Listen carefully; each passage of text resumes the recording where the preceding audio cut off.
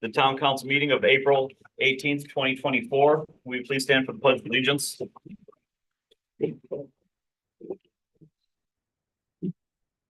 I pledge allegiance to the flag of the United States of America and to the republic which stands one nation under God, indivisible, with liberty and justice for all.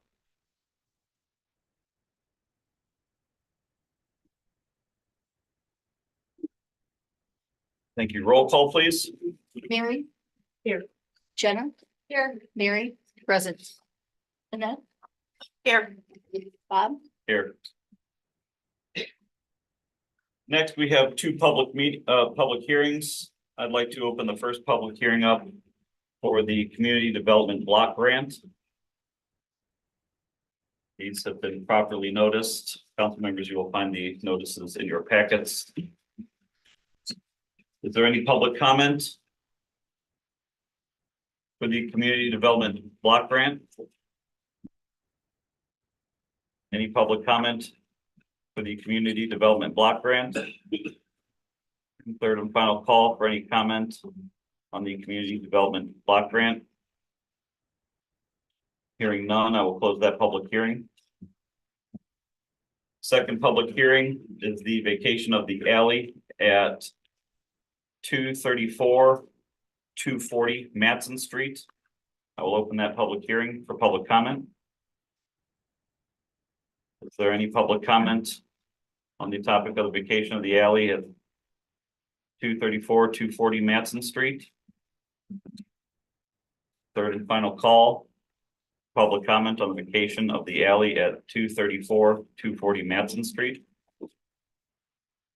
Hearing none, I will close that public hearing. Next up, we have citizen input. Are there any citizens in the audience which wish to address the council?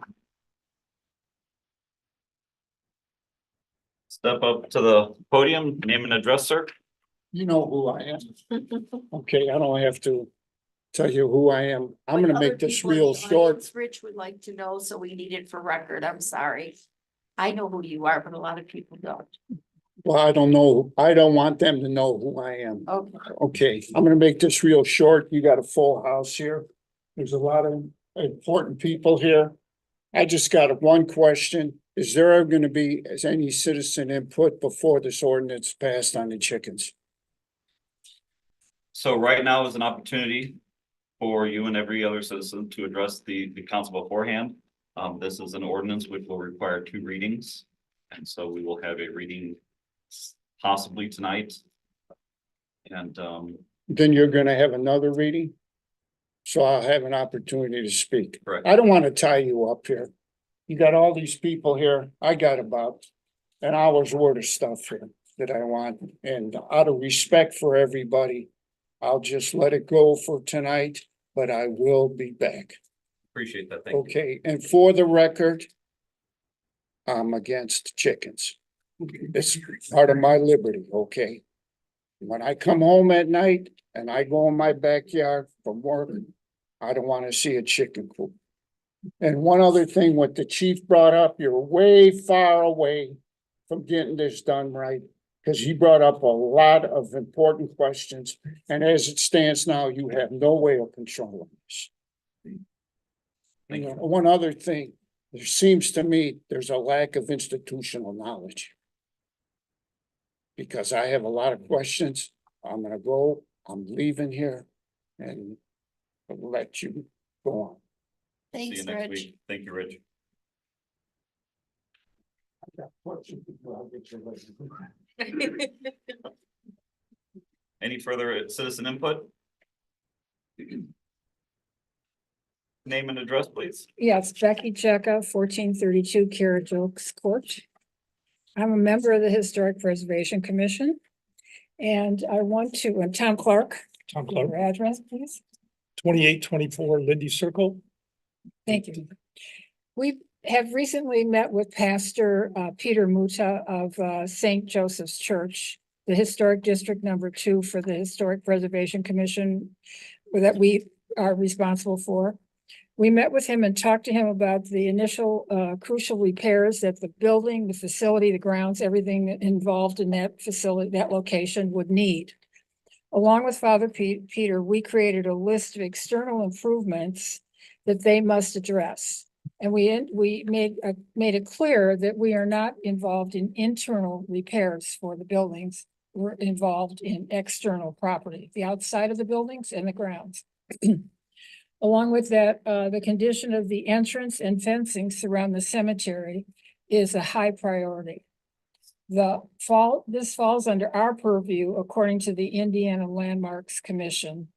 The parties involved in this would be St. Joseph's, the town of Dyer, the Gary Diocese, possibly Route 30 Lincoln Highway Association, and the families of the historic former members of the community that are resting in peace at the St. Joseph Cemetery.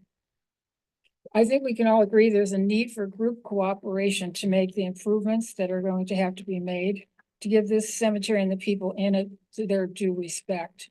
Right now, the condition is what one might call deplorable.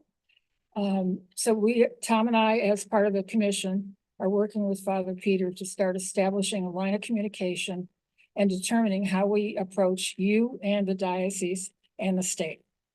Thank you. Thank you. Thanks. Any further citizen input?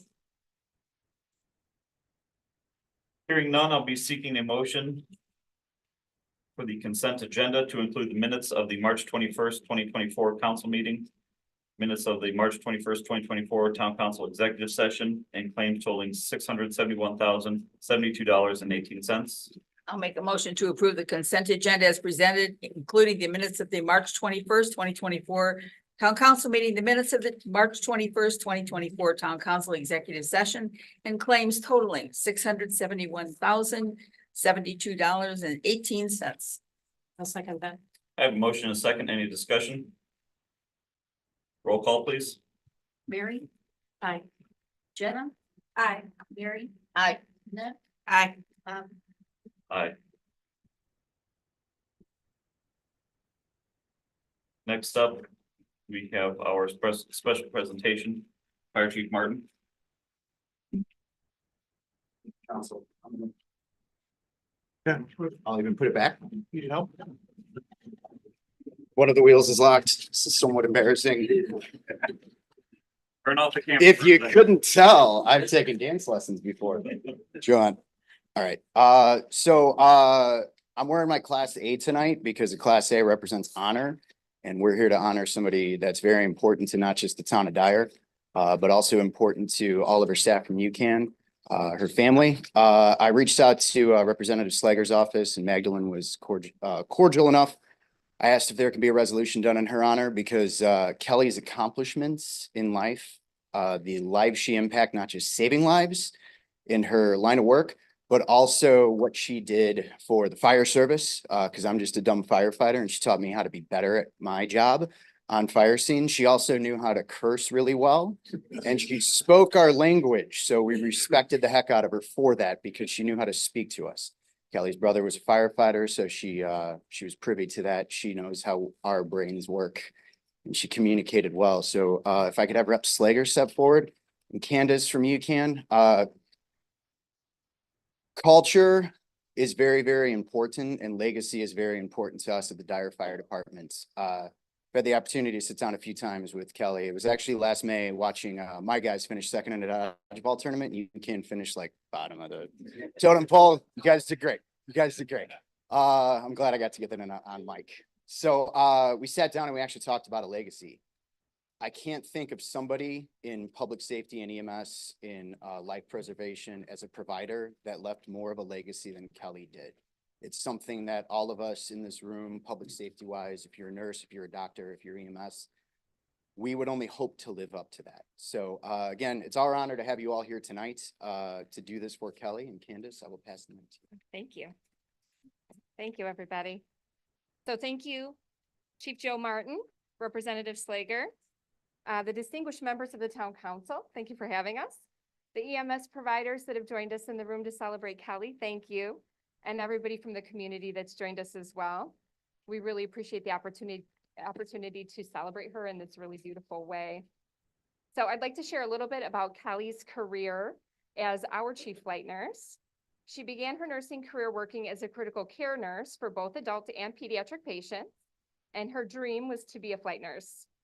In 2004, she made that dream come true, caring for the sickest, critically ill, and injured patients in our area, working for the University of Chicago's UCAN flight program. And Kelly was good at her job. She was good because she loved people, and therefore she fiercely advocated for their needs while honing communication skills that brought people together and enhanced team performance. She became a leader for the UCAN flight program, and in her tenure built strong teams of both nurses and communication specialists that have coordinated the care of countless patients that were in need of specialty care. She relished the notion that her team could provide very specific care and therapies such as ECMO, which is like when you go on complete heart-lung bypass, and nitric oxide therapy, which is something we use for the teeniest tiny babies that have lung issues. She loved that the UCAN team could do these things when most critical care transport teams could not. Each of these specific team competencies required advanced training and diligent review and maintenance of skills. This did not deter Kelly in her advocacy for these skills for her UCAN team. She wanted to make sure that if a patient needed us, we were ready for them. Even those in the most vulnerable of situations, some of which people would call impossible. Countless lives have been saved by her pursuit of these specialty care pieces for the UCAN team. And subsequently, we've done things many would say were impossible and yet had success on behalf of our patients. While these capabilities are shining examples of her fortitude and guidance, her vulnerability and willingness to share knowledge may have been some of her greatest attributes. She loved empowering her team to seek innovative strategies to solve problems, and she was always encouraging and supportive to us. Her leadership extended far beyond the walls of the University of Chicago Medicine, as she believed firmly in community outreach with integration and collaboration with our EMS providers, fire, hospital systems, everyone. She was a leader on the state level, working with other air and ground transport teams to enhance safety for both the transport provider and the patient. And she was a leader nationally. She was recognized as the president of the Air and Surface Transport Nurses Association. So being lauded and recognized nationally didn't stop Kelly from being humble and kind. She always made time for those who had questions about her profession, asking exactly how somebody becomes a flight nurse. She was never too busy to say hello to the housekeeping staff, people in the cafeteria, and anyone in and around the hospital, which is why she has friends everywhere. While there is so much to share about Kelly's professional accomplishments, who we miss so dearly is the kind and caring person she was, who always had a smile and a laugh to share, who loved her entire family, her daughters, her husband, her mother, her sisters, her brothers, her nieces and nephews. She loved being a dance mom, and she never missed the opportunity to share about her girls' latest dance routine or their costumes. She was a great friend to all of us that had the privilege to call her one. So thank you again for this honor, memorializing our friend Kelly's accomplishments and service to her community. She is missed, but will never be forgotten, and the ripple effect of her contributions will continue for generations. Thank you.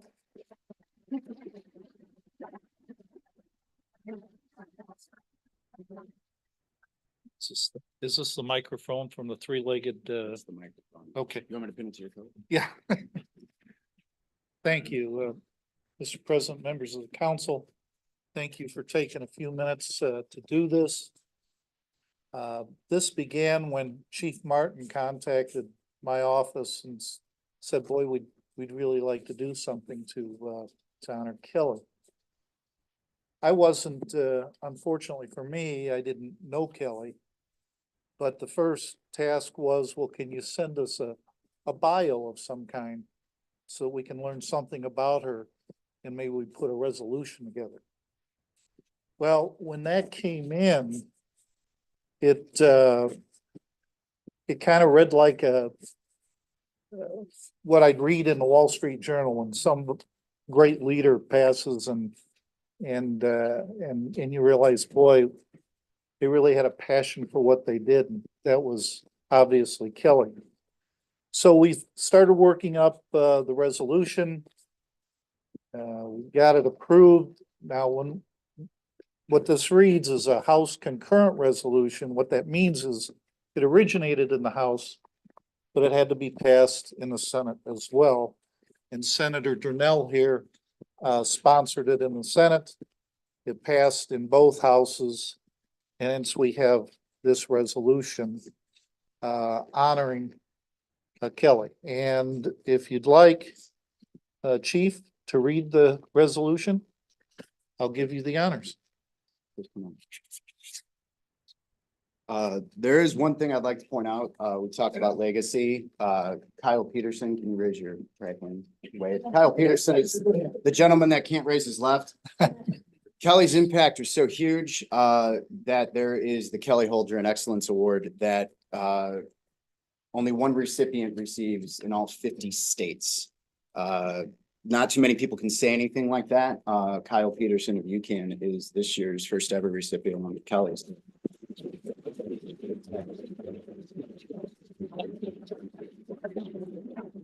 He's also very mad at me right now that I pointed that out.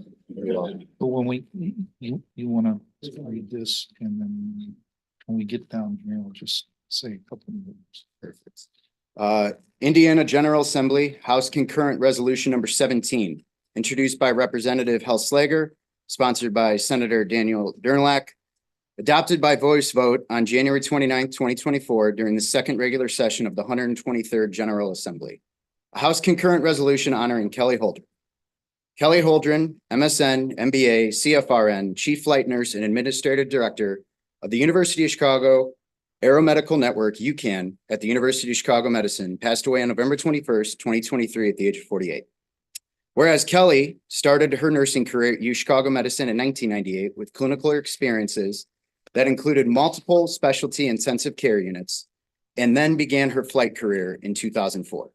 Whereas throughout her flight career, Kelly was a fierce advocate for top of license practice for the UCAN team, including creating a nurse-only model and set the bar for professional certification for the flight nurse team. Whereas a point of pride for Kelly was developing team competencies in areas that most critical care transport teams cannot provide, such as ECMO, cardiac devices, nitric, and TXP neonatal ventilation. Whereas Kelly was the president of the Air and Surface Transportation Nurses Association and was also president of the Illinois Association of Air and Critical Care Transport, an organization that seeks to enhance safety and education within the critical care transport community. Whereas Kelly actively promoted collaboration with fire, EMS, police, and hospital systems throughout Indiana and Illinois. Whereas Kelly welcomed multiple healthcare professional specialties to shadow the UCAN team and learn about its specialized practice, ensuring safe transport of medically complex patients across the entire lifespan. Whereas Kelly is survived by her husband, Cliff, and their two daughters, Isabella and Hannah. Whereas Kelly, a nationally known flight nurse, is fondly remembered by her UCAN team for her expertise in clinical care, passion for critical care transport nursing, and her approachable and supportive demeanor. And whereas she was the epitome of a selfless and caring person that all Hoosiers should honor and remember, along with all the lives that she had saved and the first responders and nurses she mentored and taught over her amazing career. Therefore, be it resolved, the House of Representatives of the General Assembly of the State of Indiana, the Senate concurring, Section 1, that the Indiana General Assembly honors and memorializes Kelly Holdren and her commitment to saving lives of people in her community and beyond. Section 2, that the principal clerk of the House of Representatives shall transmit copies of this resolution to State Representative House for his distribution. Thank you, Rob.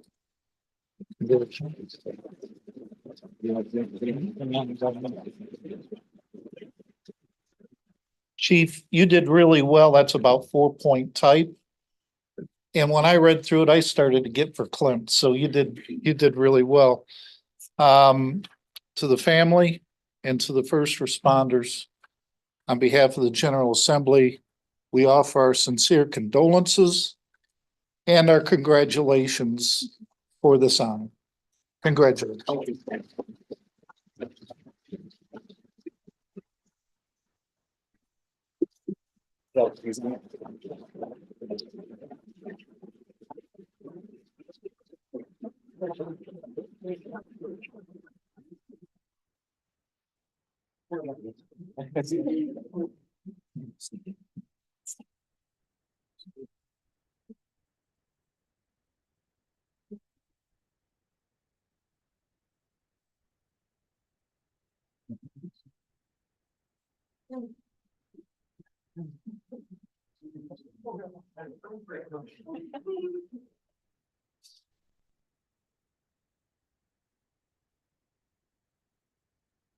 We have all EMS up here, firefighters, police, everybody. All thank you, everybody here.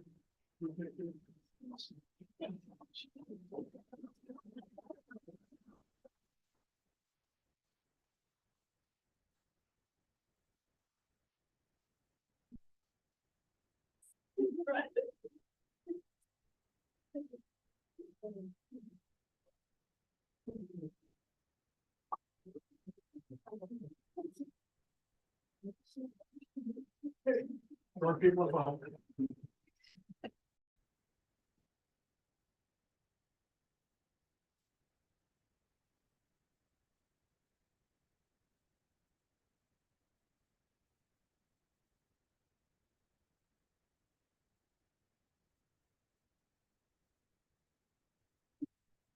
Thank you.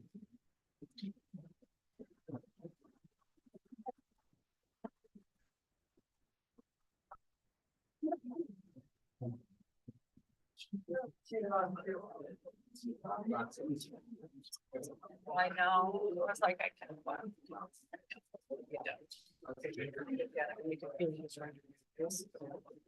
Thank you for coming. It's an honor for you all to take care of her. Thank you. Thank you. Thank you. Thank you. Right. Thank you, everyone. Oh, sorry.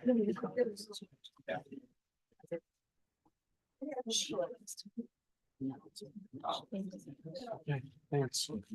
I'll send you what I bunch of them. Never see it.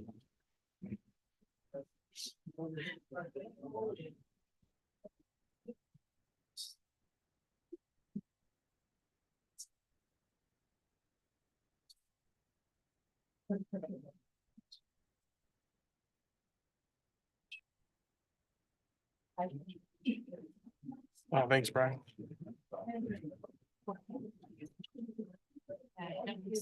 Sure.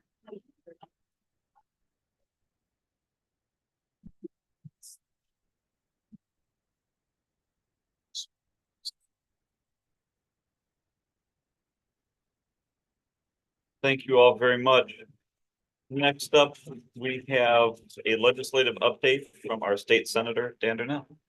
Thank you, Mr. President, members of the council, clerk treasurer, and all staff.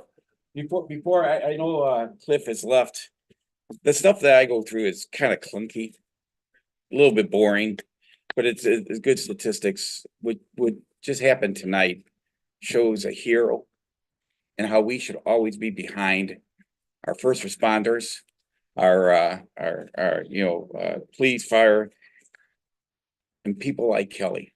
I did not know her, but I do know that just talking to her mom for the last minute, she was a special person and she saved a lot of lives. I wish more people were like her, that had that heart to do that. So Chief, I just wanted to say, thank you for letting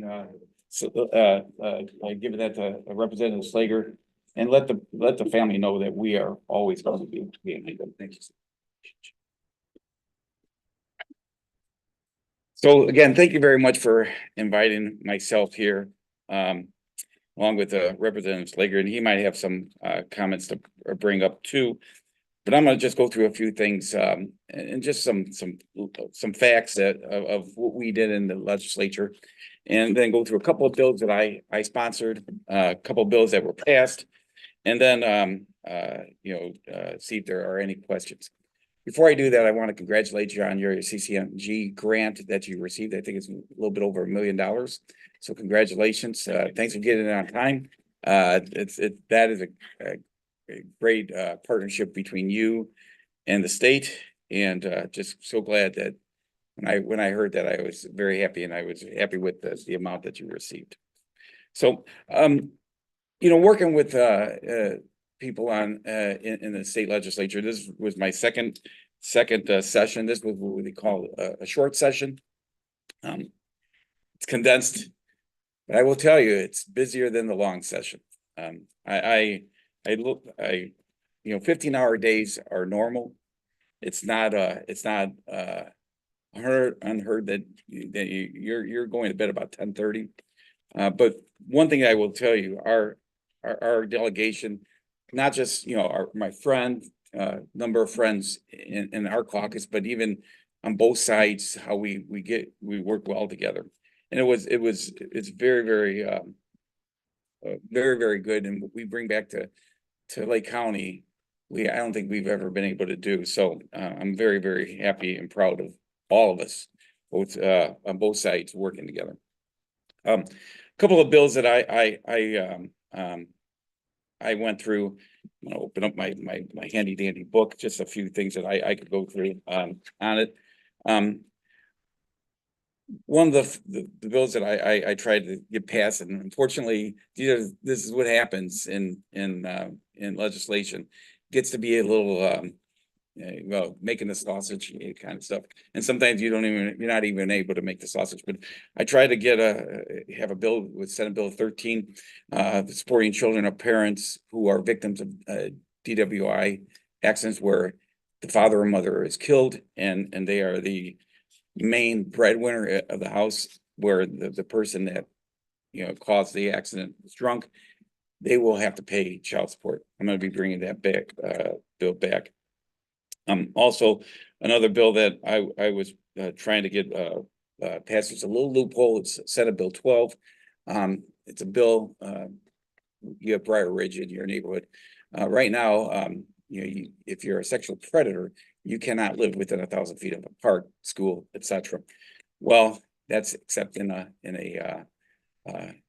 gated community.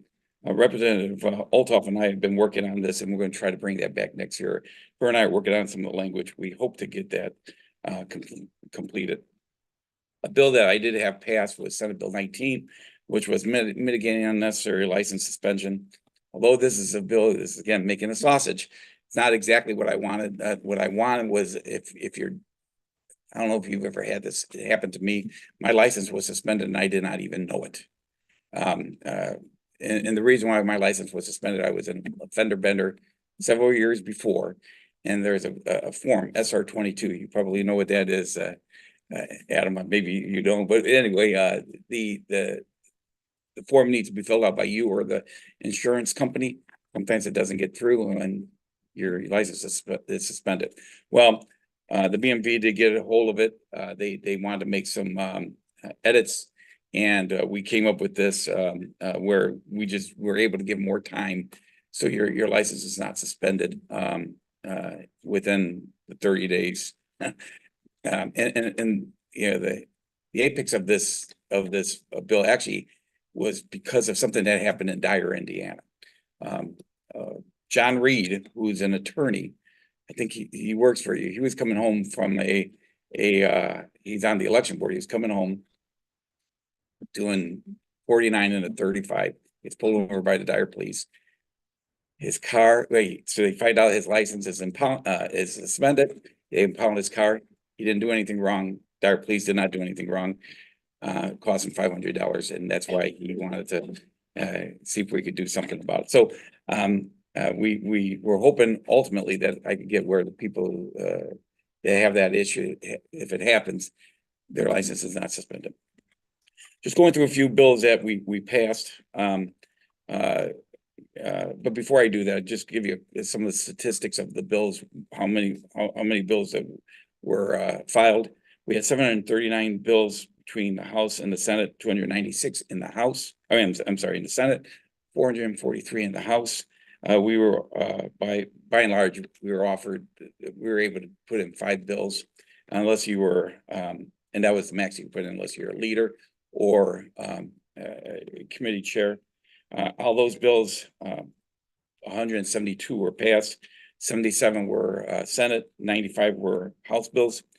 91% of the bills, which is about 156 bills, received bipartisan support in the final passage, and 52% of the bills, which were 89 bills, received unanimous support in the Senate's final passage. So that shows that we all do work well together for the most part. A couple of bills that are I'll highlight, and I'll only go through a couple. Senate Bill 1, which is the reading bill. You've heard this, Barry, you're probably interested in this because you're a teacher. It's a bill that actually was for reading it. You know, we have a problem. 1 in 5 of our children are not able to read. Thank goodness we have a good school district here. But you know, over the state, there's 20% of our children can't read in 3rd grade. And this gives you the foundation of a successful education. And what this does is gives struggling readers opportunities for remediation opportunities.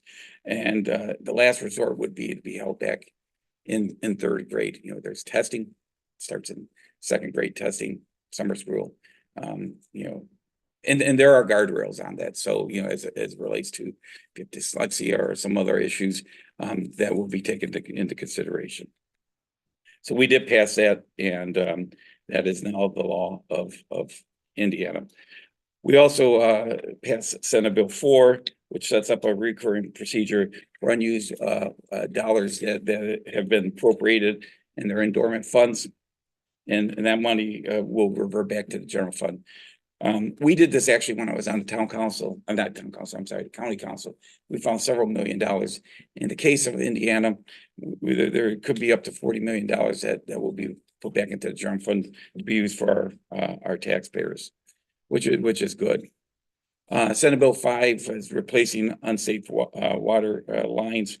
We have approximately 265,000 unsafe aging water lines, and it frees up and helps the utility companies replace lines faster and more efficiently. So that's good.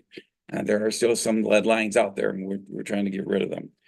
We also passed the Senate Bill 181, Sanctuary City, where the Attorney General could file a suit against any local government that adopts ordinances against cooperating with federal immigration policies. And then the last one I will go through, there's several of them, but the last one I'll go through is the 13th check. Again, Mary, you might be interested in that, the 13th check.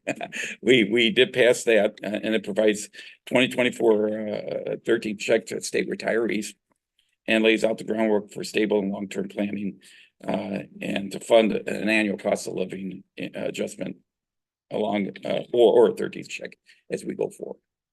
So that's what I have. Wanted to keep it between 5 and 10 minutes, and I hope I did. But just I want to open up for questions. And by the way, thanks again. Last time I was here, I think I was the county councilman. So this is a new way of talking about this.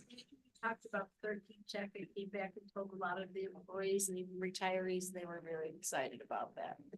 Well, that's good, and I think they deserve it. I think Representative Slager, that was a good thing to do, and I know the House, I think it was unanimous in the House, and we had a little more consternation. I think you always make fun of the Senate, but I was on board. I was one of the sponsors in the Senate because it just needed to be done. And I don't know if Senator Slager, you have anything to add?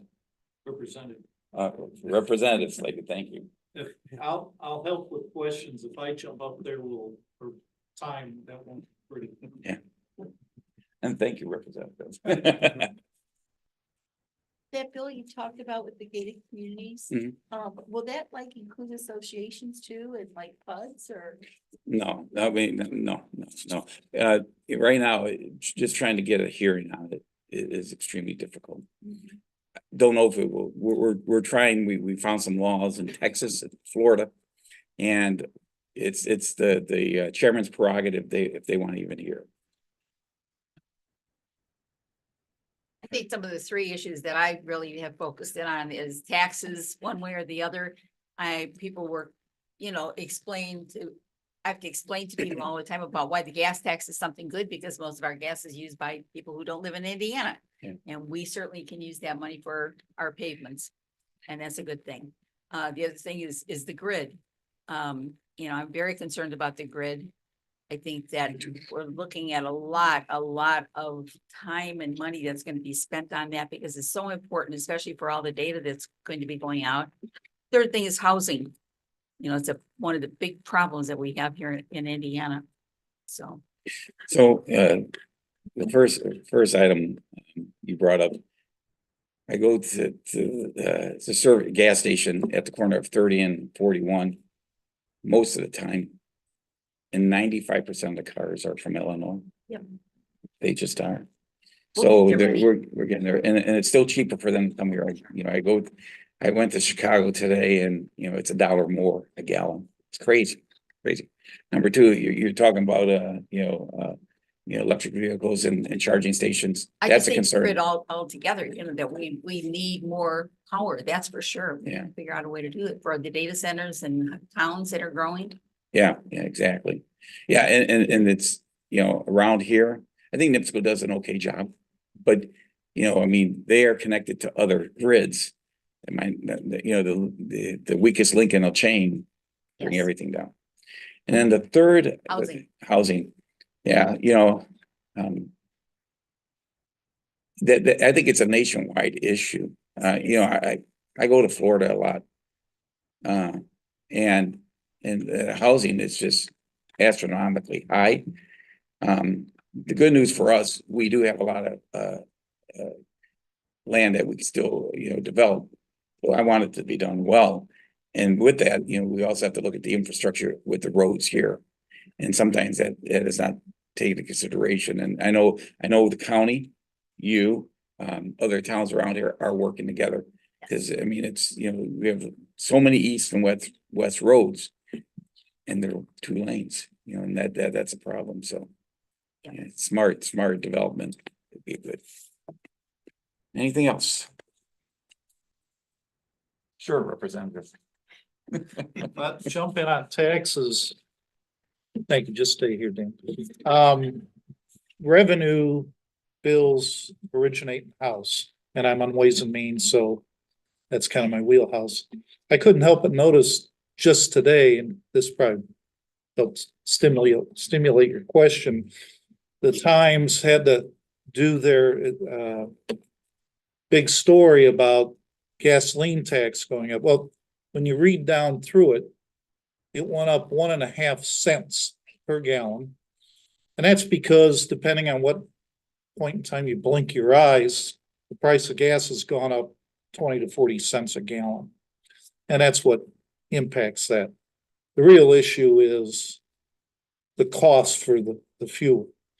On the issue of, let's talk about property tax just briefly.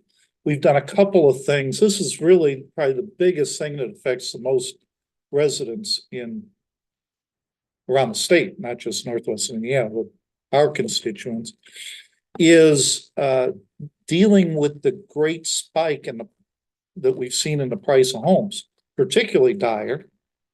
Highland has seen it big time. All communities, but some have really seen a big spike. And just to put an exclamation point on it, if you had a $200,000 home with all your exemptions and what have you, you might be down to about 100,000 in AV. But if all of a sudden your $200,000 home is $300,000, and that's not out of line, you don't have those additional exemptions. So all of a sudden, your $200,000 home with 100,000 in assessed value is now 200,000 in assessed value. You could literally double your taxes. Of course, rate is a figment of of levy and assessed value. So if everybody's assessed value goes up and the levy doesn't go up, it won't matter. Nobody's taxes will go up. It just lowers the rate. That's an imputed value. But what we've done is we've tried to add a smoothing factor to take out spikes. So that we're trying to minimize going forward some of the spikes that some people are seeing. Depending on when their property was assessed, because a third is assessed one year and a third the next and so on. The other thing we've done has to do with school referenda getting a bonus with these spikes in their rate. And so what we've done, we've capped how much more they can get. They're still going to get an increase, but we've capped that so that we're just not really beating up the property taxpayer. So just to give you, I've got property in different towns. My property in Cherville dropped a bit. My property in Crown Point dropped a bit. My property in Highland went up 25%. So that's why we're getting calls. You see your tax rate go up 20, or not rate, your tax bill go up 25%. That's always reason for concern. I haven't had a chance to analyze that, but it probably has something to do with levy. I don't know, but those are the things, and if you have any questions on that, I can give you more detail. And as far as housing is concerned, one of the things we've done in the legislature, to the chagrin of some, is we've provided for a TIF on residential property.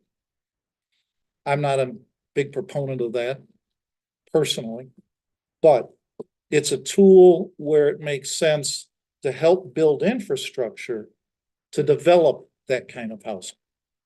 So that's one thing that we've done. All right.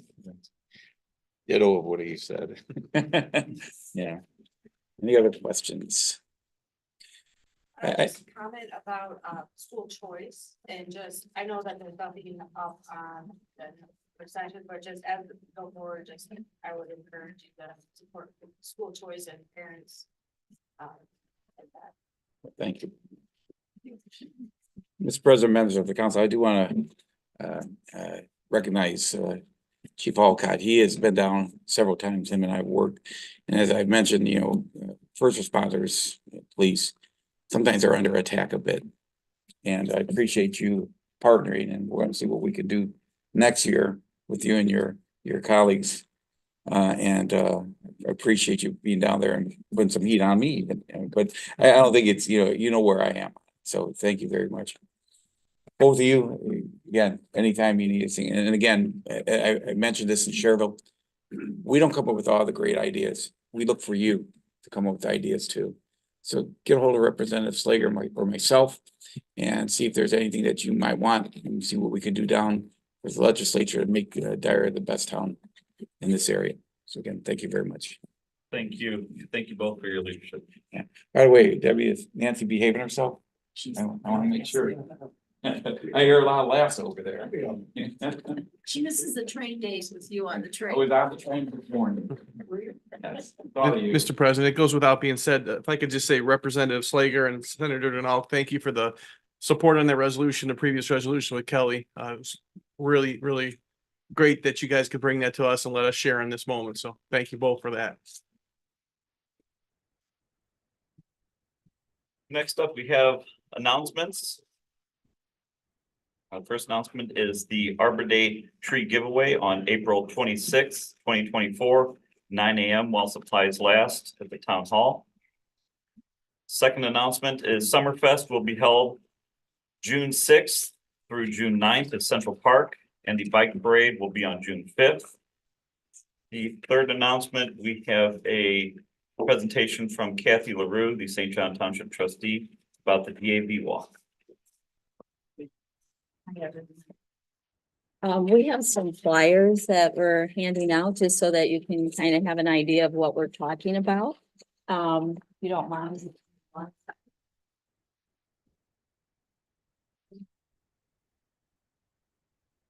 Thank you. So thank you for having us tonight and putting this on the agenda. And being here tonight, I think, hearing the resolution and honoring Kelly, I didn't know her, but of course read with everyone else. And I, as I'm sitting here thinking, honoring and respecting and appreciating what the first responders all do for us. And it's so in line with what we're coming to you with tonight. And it's about the DAV walk. It's Disabled American Veterans. As you know, this will be the third year that I have brought the DAV walk to St. John Township. Tonight I have again, I think last year Bob Carnegie was here and Steve Bramer is here. They both are from Chapter 17, the DAV organization, Chapter 17 out of Hammond, which encompasses and covers our area. So what they're going to do is just tell you a little bit, overview and a little bit about DAV for those who don't know about it, and an overview about the walk. And then I'm just going to talk to you just a little bit about how I'm hoping that you'll come out. So anyway, this is Bob Carnegie. Thank you again for the opportunity to speak with you folks for a few minutes. That handout we had, the second page as front and back. The back of it tells you what the DAV is all about. But there's a sentence in the front that says, we're dedicated to a single purpose in empowering the U.S. military service veteran to lead high quality lives with respect and dignity. You did that tonight with the young nurse that probably spent most important hours of her life saving lives. You have two fine representatives from the state that our organization and other service organizations contact those folks regularly at a state level and at a national level to talk about exactly what they can do to help the veteran community live dignified and high quality lives. And that's what we're here for. And by participating in this walk, your community comes out and helps us. We make a little bit of money, believe me, we're not getting rich on what we make on the walk itself. But what it does is shares the story with your community, and you can bring your children out, enjoy the time, and find out what makes a veteran tick. Steve is the commander, the past commander. I'm a past commander. He's a past commander of our chapter, and he'll talk a little bit about it. Thank you for having us today. This is our third year doing it, and I think now we've gotten a good footing, so we want to go full force on this. That's why we're kind of going around to the different cities and talking to everybody. So specifically our chapter, any proceeds that we get from this goes directly to the veteran. So we have veterans that come to us for help with NIPSCO, rent, car repairs. So 100% of our proceeds go towards helping the veteran. Everybody's a volunteer at our organization, and it's a great, it's a great tool for the veteran because the VA is there to help us, but it could be a process. So in that meantime, that's where organizations like the DAV, the VFW come in and they help out with the everyday needs that the veteran has.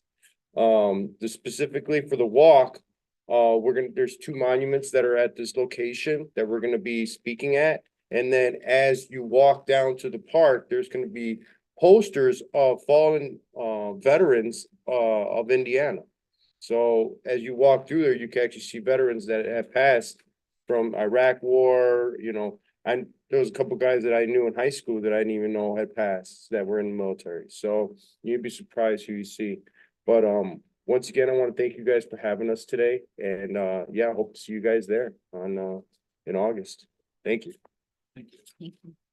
So again, this is the St. John Township, and we had it, at Central Park the first year. Last year it was over in Cherville And there's that St. John Township War Memorial there. And so what we did is we went there and then went to the 9/11 memorial and then walked to the park where he's talking about, where Steve talked about the placards that are there. But this is a township event. And one of the things I want to do is at the start, we have by the St. John Township War Memorial, there's a little ceremony. And part of the ceremony, what I want to do is actually showcase the monuments that are in the township, including the Gold Star Family Monument. And so that to make people aware, and I think for all of us, I mean, we know the sacrifice our first responders make, the sacrifice that our veterans make and have made. And one of the, I really want to try to get families to come out to bring the children so that they can see what our freedom isn't free and what sacrifices these people have made on our behalf. And so to showcase not only the St. John Township War Memorial, but also the Gold Star Family Memorial as well. And so that people are aware. And so what I would like is, again, to invite Dyer to attend and to have whoever you want to represent to speak a little bit about the Gold Star Family Memorial. And I, for me personally, at the last year of my dad's life, I found out that he was eligible for some VA benefits to help when he needed home care. And we found out basically too late. And so the point of this is also not to only raise funds, but to raise awareness that what is available to these veterans. In addition, if you look at the overview sheet, we also have now coming out the 1441 Foundation, and they're to raise suicide awareness for fellow veterans. The food truck is veteran owned. So it's just, again, a vision to bring us together as a township and to showcase all the memorials and to talk about the sacrifices. So if anybody has any questions, no, but I thank you. If I just may say one thing, Bob, Steve, as a son of a disabled American veteran, and everybody knows annually our firefighter association does a boot drive for the DAV Hammond chapter. The work that these two gentlemen and their staff put in is unbelievable. Where the VA lacks, these gentlemen on their own time put in so much.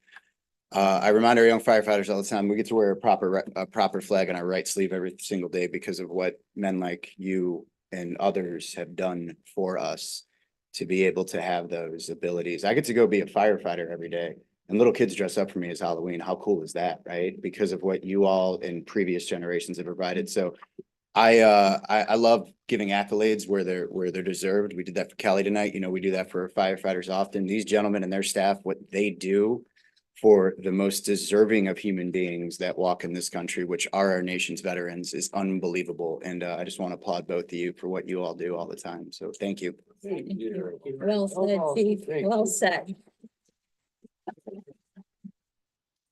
Yeah, and we even with what Chief had said, just a couple weeks ago, we had a informational meeting over at the community center, and it was for veterans to come out, and DAV was there to meet with them and provide a service officer. Yeah, Right. officer. And to talk with them and to be that liaison between them and the VA to help them try to get benefits that they're entitled to. So they do an outstanding job. They're out there for the veterans, and I appreciate and thank you that we did have the first one here in Dyer. And I don't think if we didn't have the first one here, you helped us get started.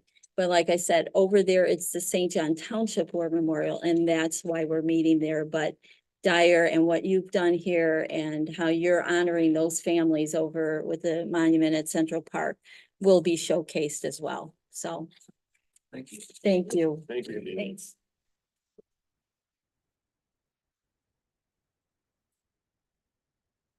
Next up, we have reports.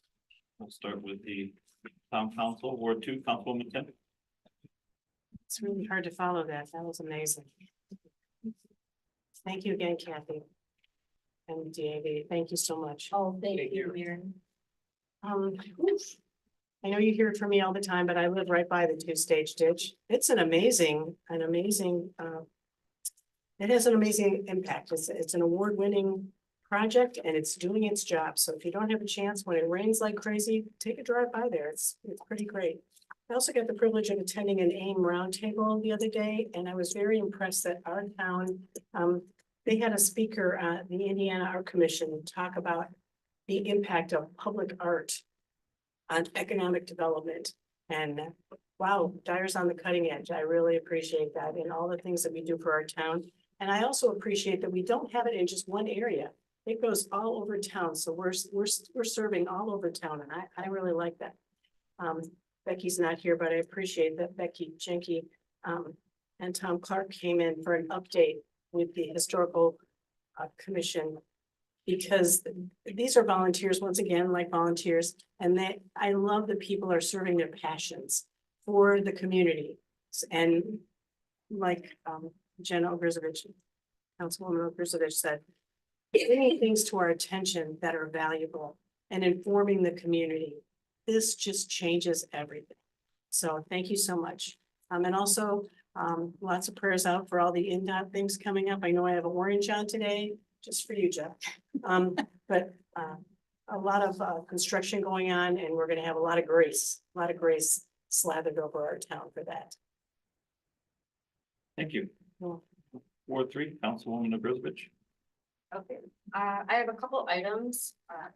The Lake County Solid Waste District will no longer be collecting batteries at the Dyer Public Works. There were some safety issues with the fire, and so they'll no longer be allowed to drop off batteries there. Only can you do that at the household hazardous waste collection events. And there will be one this Saturday at Munster Public Works from 9 to 2 p.m. The other item I had was regarding the school board. They, Jennifer Medlin was on the Dyer seat. She resigned, and the school board selected Louise Talent to replace her. So she just was at the last meeting. So congratulations to her. And also the school board is asking for help getting the word out to parents in the community about some proposed changes being made to the diploma requirements in high school. And the school board will be producing a short movie that shares more information about it. But basically the changes affect the various courses and tracks that are currently offered. And they're just seeking input from the community regarding those changes. And the information will be forthcoming, and I will pass it to the town as that, as those links become available. And that's all I have. Thank you. And it's really been a heartfelt night with Kelly Holder and that memorial. Thank you to everybody. Really appreciate all of the work that you do. Thank you. Ward 4, Councilwoman Tanis. I'd like to thank Public Works for replacing the crosswalk on Hart Street. I know that's a place that a lot of people use. Sometimes we have some people that just fly through it, but we know who they are. But we really appreciate that, because it really helps a lot of people, because we have a lot of walkers in our neighborhood. Today at NERC, we had a presentation by the Northwest Indiana Food Council, and they have requested that they would like to come to a town council meeting. What they'd like to do is see more of the farmers be appreciated for not only Lake County, the other counties too, but all the farmers bringing in their goods to the farmers markets, because they want us all to eat more healthy than we are. So they're also talking about having household gardens that encourage kids to teach them where the food comes from, because a lot of kids don't know where the food comes from. And if they can plant some things and they can see them grow and they can see the benefits of them, it's a better lifestyle for them. So hopefully they'll come to another town council meeting. The third thing is, we talked about the AIM roundtable last night. AIM has also called and asked if I would do a workshop for the clerk treasurers regarding encouraging volunteer groups. You know, we have a couple of volunteer groups here in Dyer, and we are being recognized for that. And what they were thinking is, you know, how it encourages economic development. You know, you have all these people doing all these different things, and they're giving time, their own time, and they're enjoying it, and they're learning a lot about other people in the neighborhood. So we look forward to that. That will be on May 9th. Again, that's the Clerk Treasurers AIM Conference. And my co-presenter is going, I've invited Pat Rosenwinkel, who's the president of our Dyer and Bloom group, so she can talk about how we've increased our numbers for the Dyer and Bloom group as volunteers. Thank you. Thank you. Ward 5, Councilwoman Ludwig. Well, as far as the Calumet Avenue, it looks like it's going pretty smooth. I don't see too much traffic, so that's good news. Haven't heard any complaints about that traffic.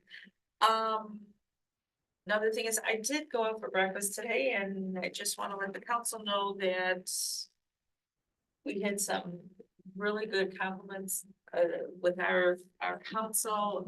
He's has lived in Dyer for 50 years, lives in Briar Ridge, and he just had great things to talk about us. Never met him before, and just happened to just reach out. So it's nice to hear that. It's nice to know that people appreciate us. I also did see the video, Chief Martin. It was awesome. It was like, I felt so proud of our fire department. And as well as Chief Alcott. I mean, what you guys do and what you go through, what you see is just, it's never ends. So kudos to both of you. Justin, great job on parks and Summerfest. Keep going with it. And Brian, same to you. You know, we work as a team and we get things done. So just great job, everyone. Thank you. Clerk Treasurer. Oh, Bob, you have nothing? Oh, you're good. He's good. He's good. Not much. You know, we're getting ready. It's hard to believe, but David, Frank, and I will be starting budgets again in the next few months. It just seems like we just finished and we're starting again. But just to put on the council's radar, we have to have our ARPA plan in place by the end of December. And it would be nice if we could get something going around June or July to start talking about, so I can get this into the system. The survey salary was put in, our report's been done, the COVID report's been done, my staff's been working really hard. And just getting through payroll, it's getting to get more and more interesting each time with everything that we have to do with payroll for state and federal. But it's all working out very pleasantly, and I should get their checks on Friday morning. Thank you. Town Manager. Most everything I have is an agenda item. I received, the only thing I will pass on is we received a letter today from a resident at 212th Street thanking us for hosting Nick's train update meeting. Was very pleased with it and just wanted to thank us for the hard work we do every single day. So pass that on to you as a council as well. Thank you. Thank you. Town Attorney.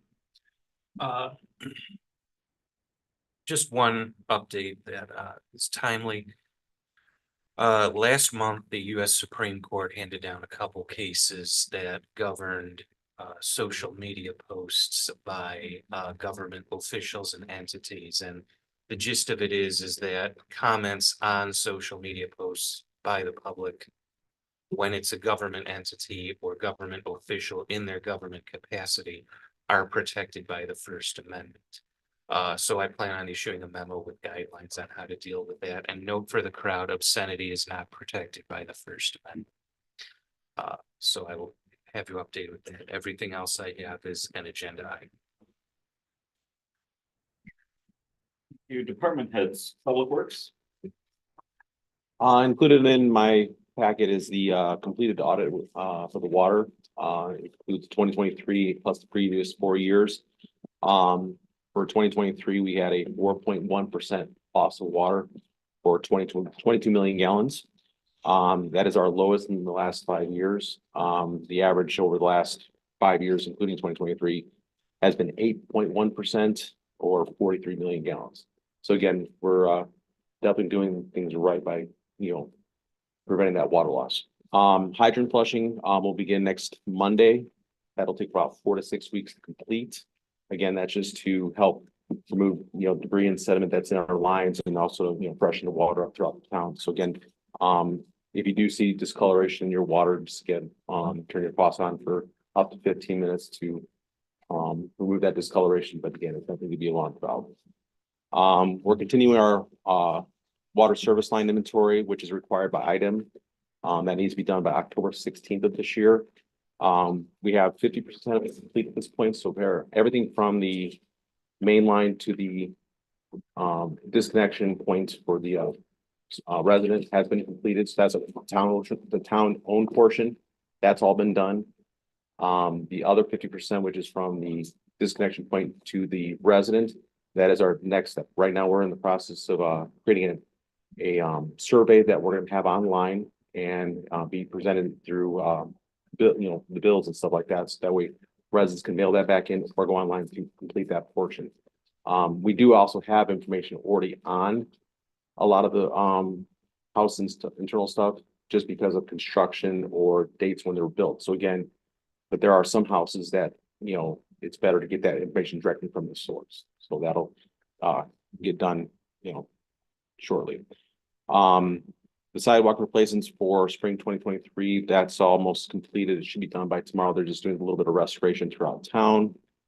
The pavement markings for Calumet Avenue has been, and part of Hart Street has been scheduled for May 20th. So again, that'll be done, pretty much trying to get it done right after the lights are going up on Calumet Avenue. And then I have an agenda item on the later in the end old business. How about that? Thank you. For our projects, Sandy Ridge Park Improvement, the plans are 90% complete. There's gonna be a study session soon.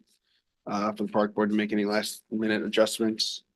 I predict they'll go up a bit in next month in May, and ideally construction will begin in June. The equipment was actually delivered this morning here, so we do have all that park equipment. Pickleball courts, the design work is still in progress. Again, it's likely gonna be out to bid in June with construction to follow the following month. Heritage Estates Park Improvement, we're still at the same spot with that. The equipment is delivered in July, but budgetary restrictions are projects kind of on hold until we get all that sorted out. Skate park, the crack sealing is set to take place next Thursday, the 25th. We have the crack sealer, so they're gonna knock that out in a day or two, and then I'm still researching potential options for the equipment that was discussed at the last park board meeting. For activities, we had our Easter egg hunt, which seems a while ago now, but it was March 23rd. And it was very successful. It was a little cold out, but the kids seemed to enjoy it. We had about 264 participants. And then the following day was our bunny home visit. And the Easter bunny made over 30 stops. It was very successful. It's always been about that amount of visits. If we take more, we really can't do it in one day. So we're kind of locked in there. And then our flashlight egg hunt, it's our Easter egg hunt for the older kids. It's for ages 9 to 12. That was March 28th, and that was at Funk Creek Center. We had about 27 participants. And our mother-son date night was held on Saturday, April 13th. And for that event, we had 58 participants. Couple updates on volunteer committees. Dyer and Bloom, they met on April 2nd, discussed a various projects. They also, a main item was an appreciation letter to residents or businesses that they felt were significantly improved either their property or their common area. And just an appreciation. And then next major event they have will be the Arbor Day giveaway, which is happening on the 26th, which is next Friday. And then Summerfest, they met on Tuesday. Tent contract is before you tonight.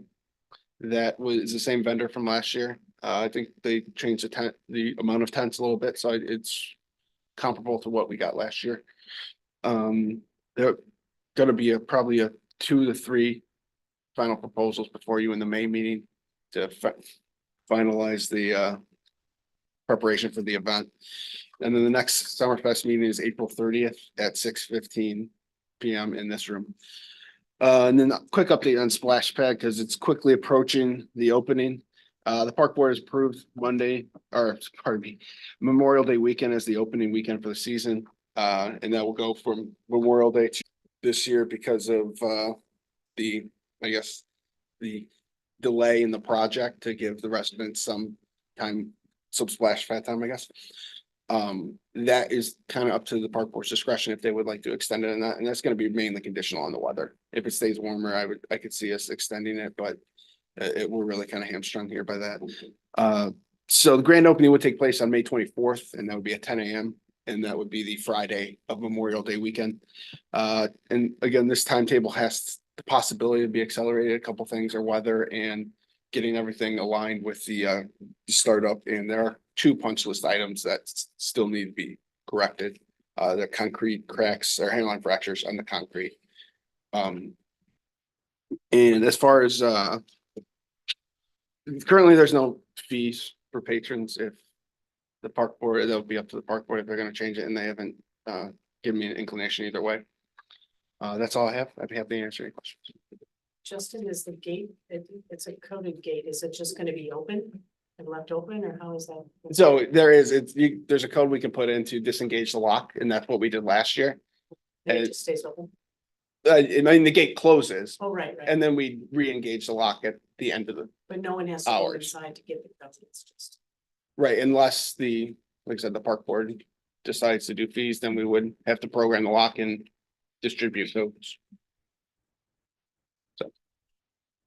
Thank you. Oh, excuse me, I have one other thing. Do we have anything set up? Maybe I should have said that somewhere else. For people coming inside the building, wet, like into the town hall, or do they just stay? Is it just like, please stay outside? I mean, they'd have to walk all the way around town hall. I don't know why they would Right. come in, I'm because just there's curious. portable restrooms out there by the park, Right, so, we can put some kind of signage. I'm just saying, I was just wondering. No, I don't know.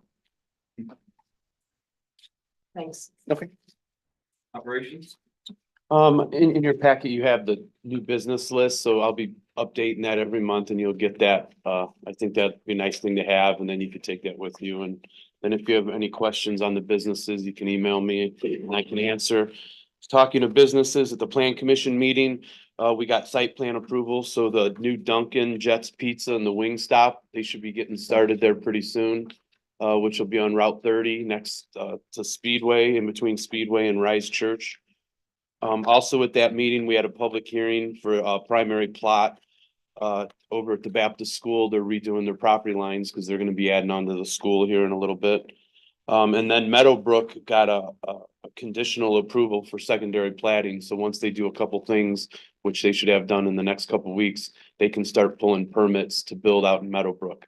So you'll see some basements being dug out there, which will be real nice to have. The house we bought on 213th right there, they just came back and they seeded it today. So you should see some greenery start to pop there. And then we also Public Works seeded 213th in Sheffield. We had done like 10 foot in first. You could see that it turned green. And now we're seeding the rest. We seeded the rest of the lot just to turn it green because it looks better green, I think. Primrose Drive, which is the second exit into High Point Prairie. They had to go under the road and take utilities to tie into there for Meadowbrook. That's being paved tomorrow morning. So I know a lot of people out there will be real happy because the rock kicks out. So that'll be real nice. Stormwater, we're starting some rear yard drainage in houses. People that see flags out there will know that, that we're looking at areas, and that should be started here soon. And next month, we're also stormwater submitting to the Little Cal to do more 2-stage ditch, one on the CVS property right across from the town hall, and then through Briar Ridge. So we're kind of looking at that next to add 2-stage ditch. And also this month, people from Burke will be coming out to walk through this 2-stage ditch area, and they're going to start, we're going to be doing some spraying. They're going to pull some stuff. some replanting possibly to start getting that going, start manicuring it to get it to where, how we like it. And then the other thing we're working on in stormwater is the property on Calumet Avenue, just north of the Cancer Resource Center. They're gonna be coming in soon to plat that property. And within the time when they plat, we're gonna get a little chunk of land for the Stormwater Board to put a lift station there to help out all of Northgate to help pump the water out. So those are some of the things we got going on right now. Thank you. Fire department? Yes, for the month of March, we had 152 total calls for service. We logged 283 hours of training.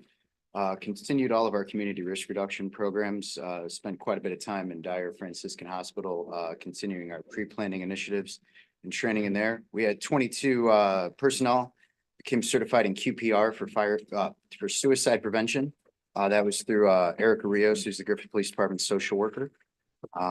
Currently in the process of reviewing and updating our department mission, vision, core values, ethos, and training statements, biannual endeavor. Probationary firefighters Mizak and Stein received their hazardous materials awareness and operations through the District 1 Academy. They're about 5 weeks away from graduation. Myself and firefighter Morrison have been in class the last couple months for public fire life safety educator 1 and 2. We just completed our skills last Saturday and we'll be taking our written test in a few weeks. We applied for an AFG grant for new portable radios. So hopefully in a few months, we'll hear that we saved about $526,000 rather than purchase them on our own. So hopefully we get a same thing that occurred when we got the SCBAs. We received originally 15, but it went down to 10 applications for the career firefighter EMT hiring process. We held orientation this past Friday with our admin and with Safety Board President Bailey. That was last Friday at Station 18. It went very well. The written tests take place May 4th and oral assessment on May 8th. And hopefully by the May Safety Board meeting, we'll be certifying that list. And to put in comparison, we had a agency in the area a couple of years ago. They had 6 spots open. They only had 2 applications. So I think it speaks volumes about our department's culture and where we're heading. Next Friday, we're going to be hosting a tabletop exercise with the Canadian National Railway. That's going to include fire department, police department, Chief Alcott and I will be running that. Public Works will be present, Parks Department, operations manager, town management, making sure we're all on the same page when it comes down to any disaster that is a higher level NIMS disaster. We'll also have Lake County Hazmat team there. A lot of people flying in from Canada from the Canadian National Railway and Franciscan Health Dyer will be there.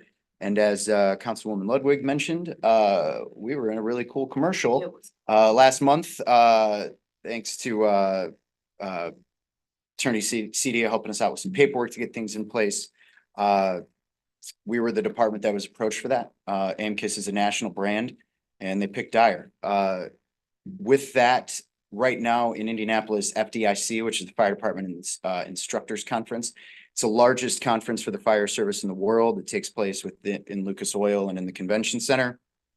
I've taken classes there for years. I've been in classes with firefighters from Tokyo, from Germany, and AMKIS is title sponsor. So right now, all week on the Jumbotron in Lucas Oil and all over TVs, everybody's going to wonder who's Dyer and why are their trucks that color. So very cool exposure for our department. I could tell you that there are a lot of fire chiefs and firefighters and other agencies in our area that are very upset that their department wasn't highlighted. And I reminded them, if you get on our level, then you'll be highlighted one day. So so yeah, again, thank you for pointing that out. It's Very cool thing to be a part of. The camera they were filming cost $350,000. So I had to remind every one of my firefighters, don't touch it, don't look at it, don't break it, because if you do, you buy it. So again, a great opportunity to highlight our agency, and yeah, we're privileged to do what we do every day. That video looks amazing. Right? Yeah. They showed me they were showing us like, so the great thing about it is the agreement we made with them is the B-reel. They filmed so that commercial is 20 seconds. They filmed for 11 and a half hours. They don't say action, by the way, they say go. Did not know that, right? We're now privy to that information. They had a makeup artist, the whole 9 yards, the whole shebang, the whole kit and caboodle, the whole kit and caboodle. The cool thing is coming out of it, every agency, when they post for hiring, posts a flyer, right? Just like we did. Jessica did a great job putting a hiring flyer together for us. Now, the agreement was we actually get all of that extra hours of footage.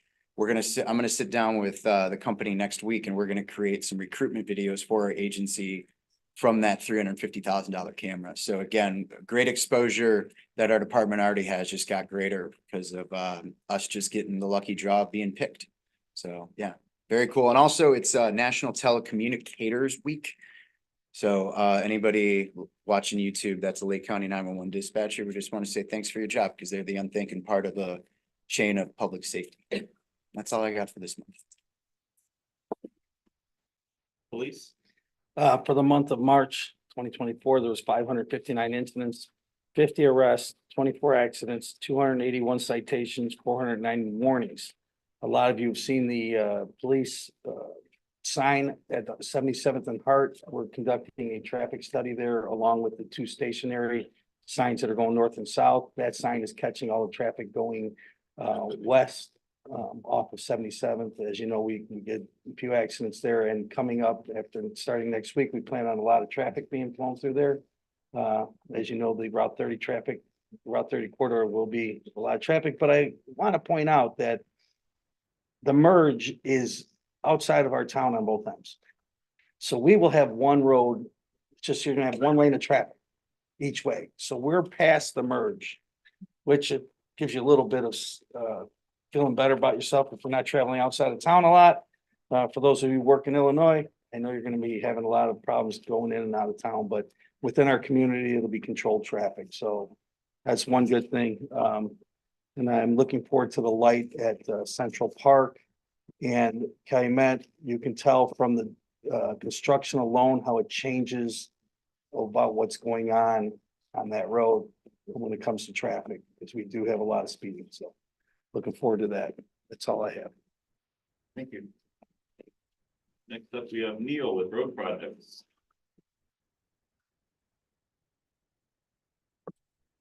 Thank you. Good evening. We give for Dave before. Thank you.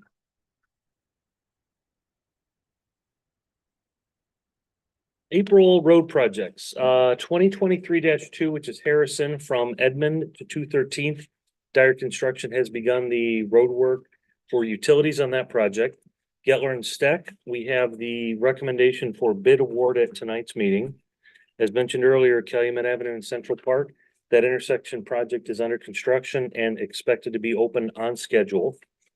As Dan Dernall had mentioned earlier, the 2024-1 application for CCMG was approved in the amount of $1,053,092.40, and that was 16 road segments. And then the final item is the 2024-2 application, which is going to be 212th Place from Harrison to Madison Avenue, including full reconstruction and utilities. We'll be preparing a proposal for that work, and the expectation is based on NDOT's general timing of that calendar. It'll probably be end of July for the application on that, with an award more than likely the first to second week in November. If you'd like, I can give you the bid report for Gettler at this point for consideration and later in the meeting. Sure, yes. Thank you. The Gettler Street reconstruction and resurfacing project from US 30 to Stack out to Hart Street there. We had 4 bidders in the range from $899,850 to $1,055,371.73. There was one error noted in one of the bidders' submitted bid. It had no impact on the order of the bids or the amount for which the recommendation would be made. So the recommendation would be for Milestone Contractors North LLC in the amount of $899,850.00. Any questions? Thank you. Thank you very much.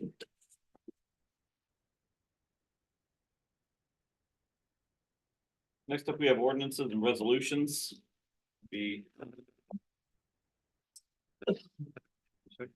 Oh, yes, sir. Can I just say something real quick? Because I'm not gonna be able to say it. My name is Matt Vandenhando. I live at 810 Harrison Place. I don't know if everybody knows, but I think the Dyer Lions Club is no longer meeting. And I just wanted to tell Parks Department, Fire and Police. I was the guy who helped them out with the car show for National Night Out. I made the trophies, kind of did the flyers. If that's something that you guys want to continue, let me know. I'll still make the trophies. I'll donate them. You guys don't have to pay for them, and I'll help you out with the flyers. But if you're gonna do it, we're gonna have to kind of get going with it because car show season's 2 weeks away. So we usually started passing out flyers end of June, first part of July. Because if you do it too early, excuse me, people forget. So if that's something you wanted to continue for National Night Out, somebody let me know.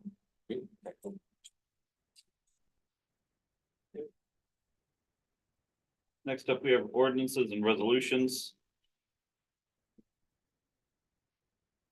Mr. President, on the first one, on the vacation to Allied, I know you had the public hearing already. I just wanted to let you know, we're the ones that sent out the notices, certified mail, and we got no correspondence on anyone. Okay. That's, having any comment. Do we have a motion? Before you do that, I did notice a typo in the ordinance and the legal description. It should be miscellaneous record. The D is missing from record, so you can either insert it or edit that first page. But when you do have a motion, I would ask to include that.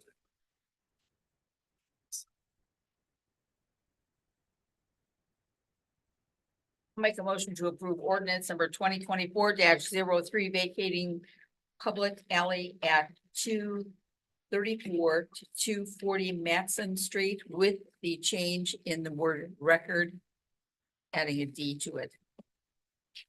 I will second the motion. A motion and a second. Any discussion? Roll call, please. Mary. Aye. Jenna. Aye. Mary. Aye. Annette. Aye. Bob. Aye.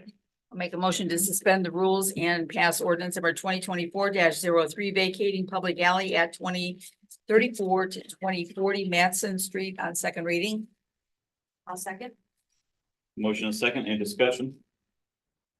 Roll call, please. Mary. Aye. Jenna. Aye. Mary. Aye. Annette. Aye. Bob. Aye. And this will be sent to the recorders, and I want to thank the property owner for waiting so patiently.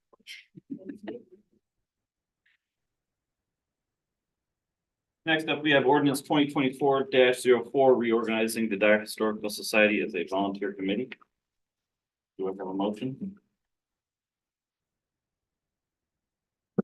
I'll make a motion for the reorganizing of the Dyer Historical Society as a volunteer committee. Motion, do I have a second? A second. Any discussion?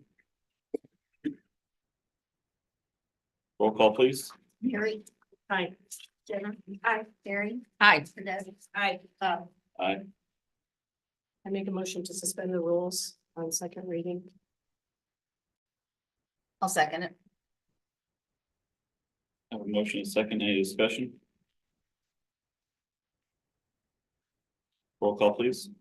Mary. Aye. Jenna. Aye. Mary. Aye. Annette. Aye. I was just looking. Aye. Sorry. I was. I thought your voice changed there for a second. No, I thought you said aye and you were looking right at me. Oh, he said aye. Bob? Aye. Okay. Sorry.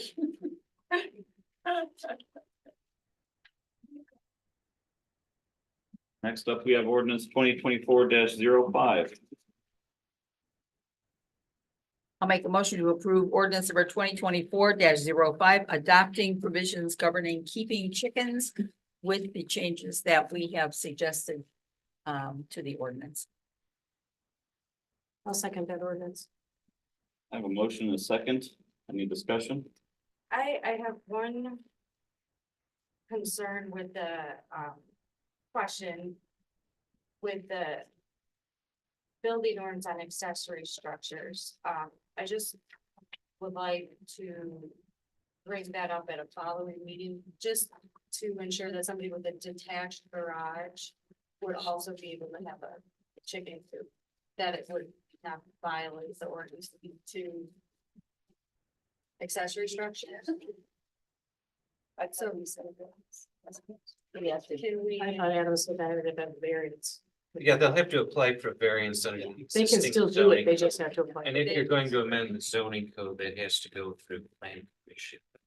Okay, but they can apply for a variance. Yes. Okay, because I just want to make sure, you know, we don't pass this and then. They can't have it. They can't have it. Correct. Correct. Okay, that was just my. I just need to know, and I'm not seeing it since this was handed out, and I tried looking at it in between. Is there any fines if they don't get compliance that needs to be written down here, so we know what to charge, just like we do for video games and other things in town when no one's in compliance?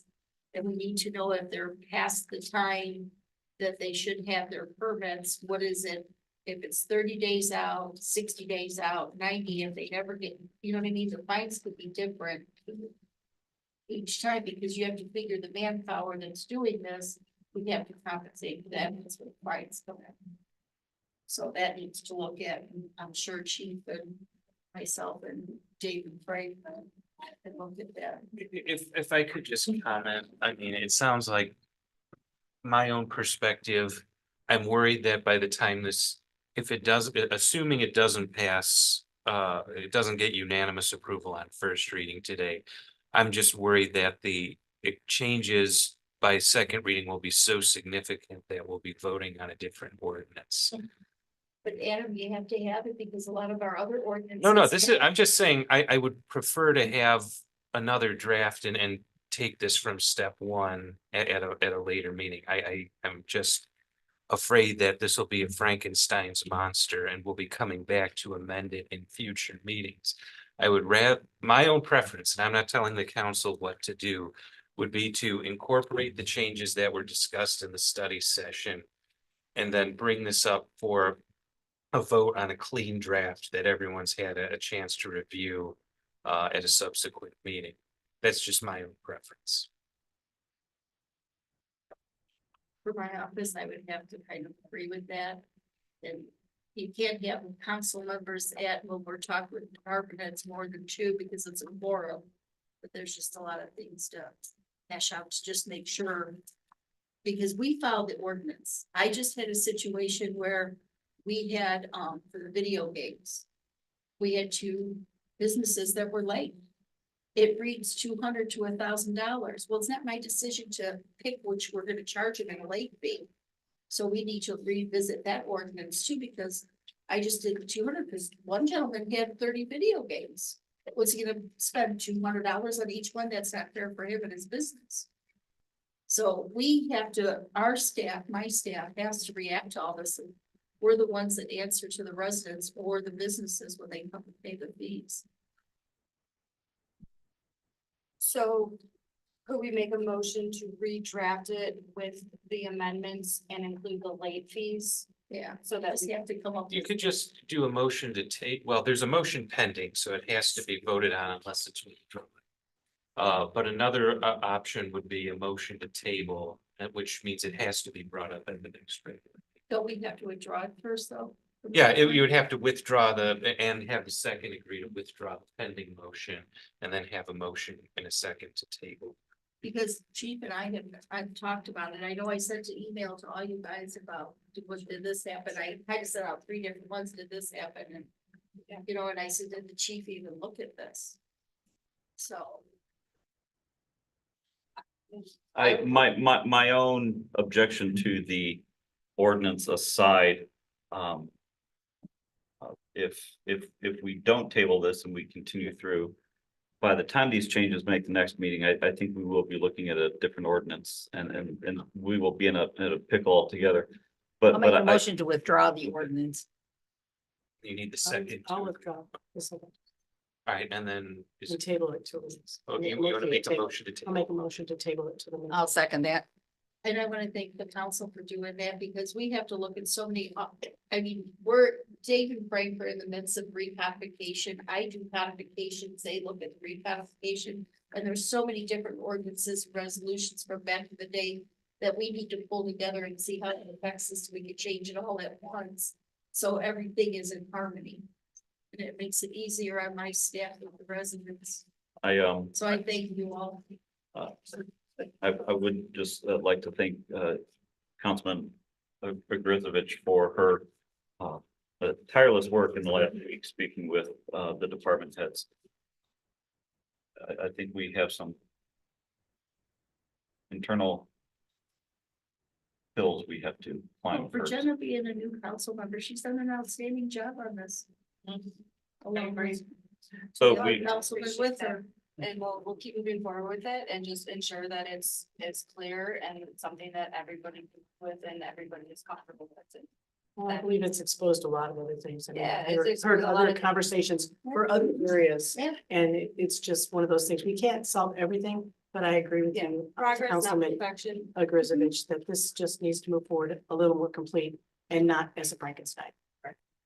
Like I said to you guys, I didn't even know there was a fair, one of the ordinances, I'm like, Lord, we don't even have that in our system to get for parents. So, if I'm not mistaken, the initial motion has been rescinded, and so now we'll be looking for a motion in a second to table this. You have that, you have that. A motion, a second, we're in discussion right now, so. Roll call. Mary, Aye. Jenna, aye, Mary, Aye. Annette, Aye. Bob. Aye. Next up, we have resolution 2024-09, authorizing the town to submit a proposal for community development block grant funds.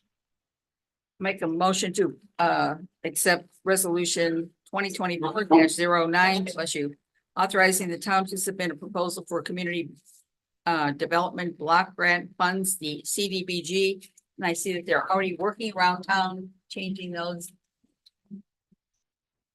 If, Councilwoman Second. Tanis, if I can get you to add to your motion that this project will be submitted in accordance with the affirmative action program and section 3 of the understanding that's included in the program. Absolutely. I'll second that. I have a motion and a second. Any discussion? Roll call, please. Mary, Aye. Jenna, aye, Mary, Aye. Annette, Aye. Bob. Aye. Next, we have old business. I believe everyone has a letter from our town manager. There's an update on the right-of-way mowing. Pine, do you have any thoughts on that, or? Yes, I'll defer to Public Works Director Dvorak, but just give you a little heads up. I circulated the email in your packets that came late today that will support what the director will be requesting for you here. Okay, so again, Suburban Landscaping requested to cancel the contract for the mowing of the right of ways and the common areas throughout the town. So again, when we had that conversation, we agreed with that cancellation, and we needed a written request, which that's that email. So again, I'm in support of letting them out of the contract. However, we still need to have another contractor, which is we had a meeting with Dean's Landscaping, and they're willing to keep their price that we had when we had the original bid packet go out. And that amount is for $69,780 for 30 weekly cuts. And that's what I'm hoping to get approval for tonight, to have them continue, which they actually started this week. I gave them authorization for a 1 week just to get some of the areas done, not the entire contract, but just to get some of the areas, since we were in a situation where a lot of the areas were going pretty quickly. So, but this would allow them to continue for the rest of the year, at that price. So I'll be looking to approve a contract with Dean's Landscaping for mowing services with Public Works in the amount of $69,780. Mr. President, if I could ask Attorney Cedia, do we have to take action to let them out of the original, or can that be done in the same motion to approve the request of canceling the original contract? Yeah, since you have one party canceling, there needs to be official action to cancel, so you can do those in the same motion. So if you just want to add to cancel the existing. That motion include to the POs that we already got from, I mean, Jeff already gave me that we're gonna withdraw, but this way I have a paper trail in the minutes that we're withdrawing the POs that we considered.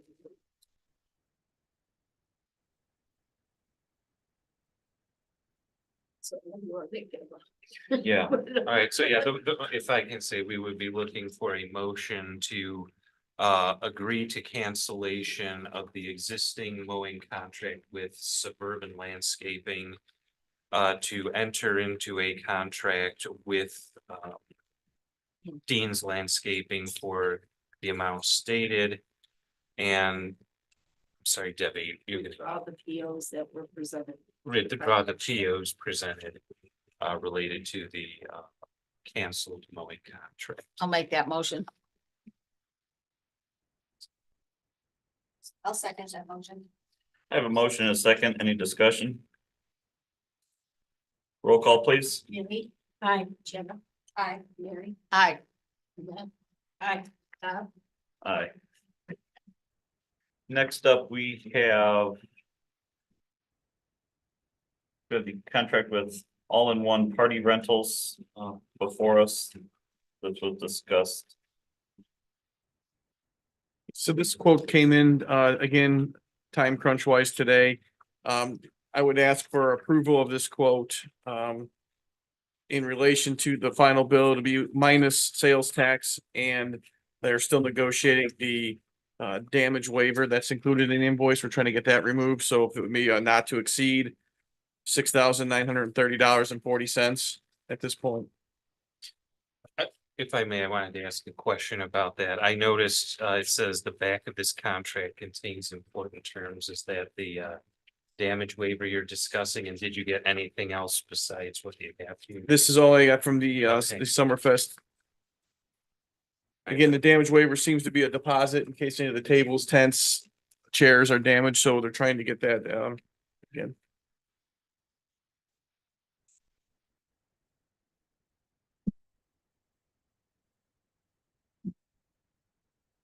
I have no issues with the as presented.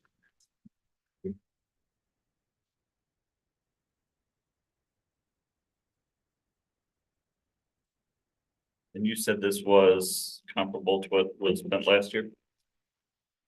Yeah, same company, same looks like same pricing. There was some quantity changes. I don't know if Justin had. Yeah, I think it's a little less. There was some, like the town manager stated, there were some quantity changes. I think we reduced some of the amount of tables and we reduced a couple tents. So right now I'll be seeking a motion to approve the contract with All-in-One Party Rentals for a total amount of $7,372.03. Not to exceed 6,930.40. We will For the tax. wipe off the tax for sure, yes. Okay.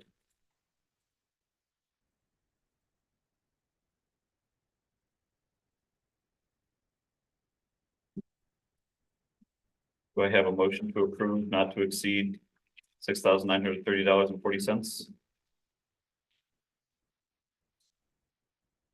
I'll make a motion to approve the contract with All-in-One Party Rentals for $6,900.30, not to exceed $6,930. I have a motion. Do I have a second? $6,930.40, just to. $30.40. Sorry. Yes, no, that's all right. Okay. I'll second that. Motion and a second. Any discussion? Roll call, please. Aye. Jenna. Aye. Mary. Aye. Annette. Aye. Bob. Aye. Next up, under new business, we have two proclamations to read. The first one I will have Councilwoman Candace read. It is the proclamation for Arbor Day. Whereas in 1872, Sterling Morton proposed to the Nebraska's Board of Agriculture that a special day be set aside for the planting of trees. And whereas the holiday called Arbor Day was first observed with the planting of more than 1 million trees in Nebraska, and whereas trees can reduce the erosion of our precious topsoil by wind and water, lowering our heating and cooling costs, moderate the temperature, clean the air, produce oxygen, and provide habitat for wildlife. And whereas trees are a renewables resource, giving them paper, wood for our homes, fuel for our fires, and countless other wood products. And whereas trees in our city increase property values, enhance economic vitality of business areas, and they beautify our communities. And whereas trees, wherever they are planted, are a source of joy and spiritual renewal. Now therefore, the town council of the town of Dyer does hereby proclaim that April 26, 2024 is hereby declared to be Arbor Day for Dyer, Indiana. That all citizens are encouraged to celebrate Arbor Day and to support efforts to protect our trees and woodlands. And that all citizens are further encouraged to plant and care for trees to gladden the heart and promote the well-being of future generations. Make a motion to adopt and proclaim the Arbor Day proclamation. Have a motion? Do I have a second? I'll second. Any discussion? Roll call, please. Mary? Aye. Jenna? Aye. Mary? Aye. Aye. Bob? Aye. Next, we have a proclamation for the 55th Annual Professional Municipal Clerks Week, which is May 5th through 11th, 2024.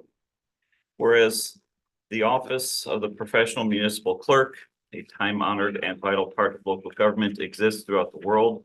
And whereas the office of the professional municipal clerk is the oldest among public servants, and whereas the office of the professional municipal clerk provides the professional link between the citizens, the local governing bodies, and agencies of government at other levels. And whereas professional municipal clerks have pledged to be ever mindful of their neutrality and impartiality, rendering equal service to all. Whereas the professional municipal clerk serves as the information center on functions of local government and community.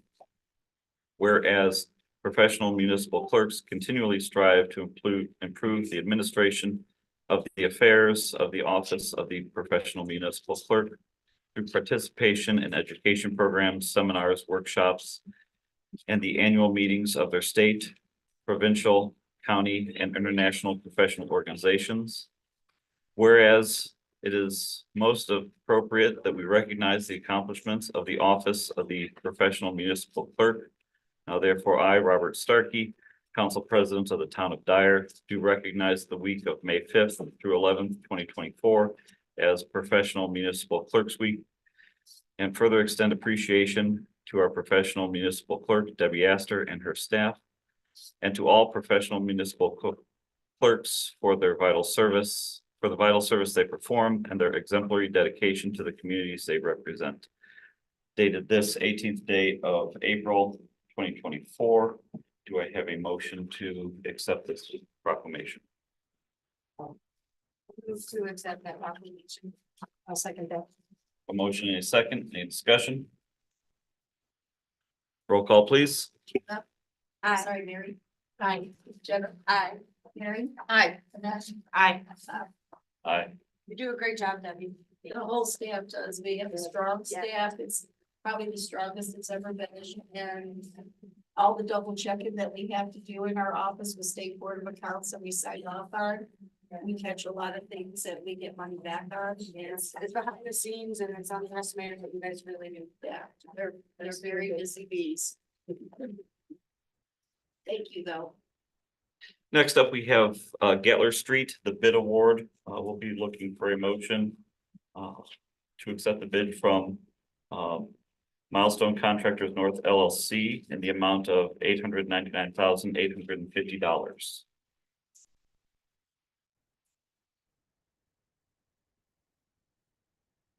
Make a motion to accept the bid for Milestone LLC for $899,850. I have a motion. Do I have a second? Second. Any discussion? Roll call, please. Mary? Aye. Jenna? Aye. Mary? Aye. Annette? Aye. Bob? Aye. Any and all?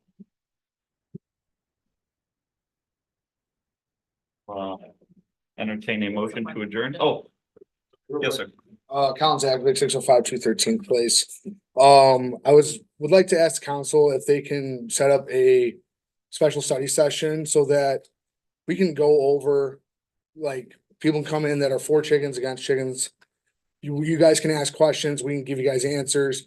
We can hammer this thing down so that maybe by the May meeting, if everybody is for it, we get an agreement from, and everybody's happy on the board or on the council. Maybe we can get a 5-0 vote and get it knocked out in 1 month. Reason being, because like, obviously this is dragging along. I want to make sure that everybody gets their answers. Like Deb, you brought up a lot of good questions. Chief Alcott brought up a lot of good questions. We've been receiving calls and calling like from you guys and everything, trying to give your opinions, trying to say, hey, well, here we should change this, we change that. Obviously, Rich has quite a bit to say. Want to make sure he gives him his time so that he can either be proved wrong or make his point, whatever. But like I said, I would just ask that if somebody can make a vote or make a special study session. One, because then it saves time so that other like important matters get handled and are not pushed back, especially like today. I felt bad because like we were talking about it for so long. A lot of people from UCAN were here. Also real quick, if for the council to check out inpoultry.com, that is actually the state poultry association. So a lot of informational facts on there, a lot of stuff about if your chickens are sick or how to test to see if they're sick, just so that you can handle that. And then the Board of Animal Health offers free lessons or free training for police officers, animal control when it comes to farm animals. That's also on boa.in.gov, I believe it is. And like I said, free class. So, all right, that's it. Thank you. Thank you. Thank you.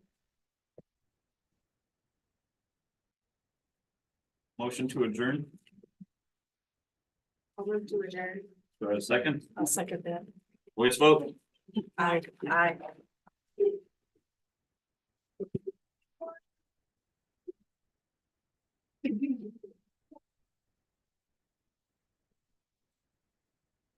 Thank you, Supervisor.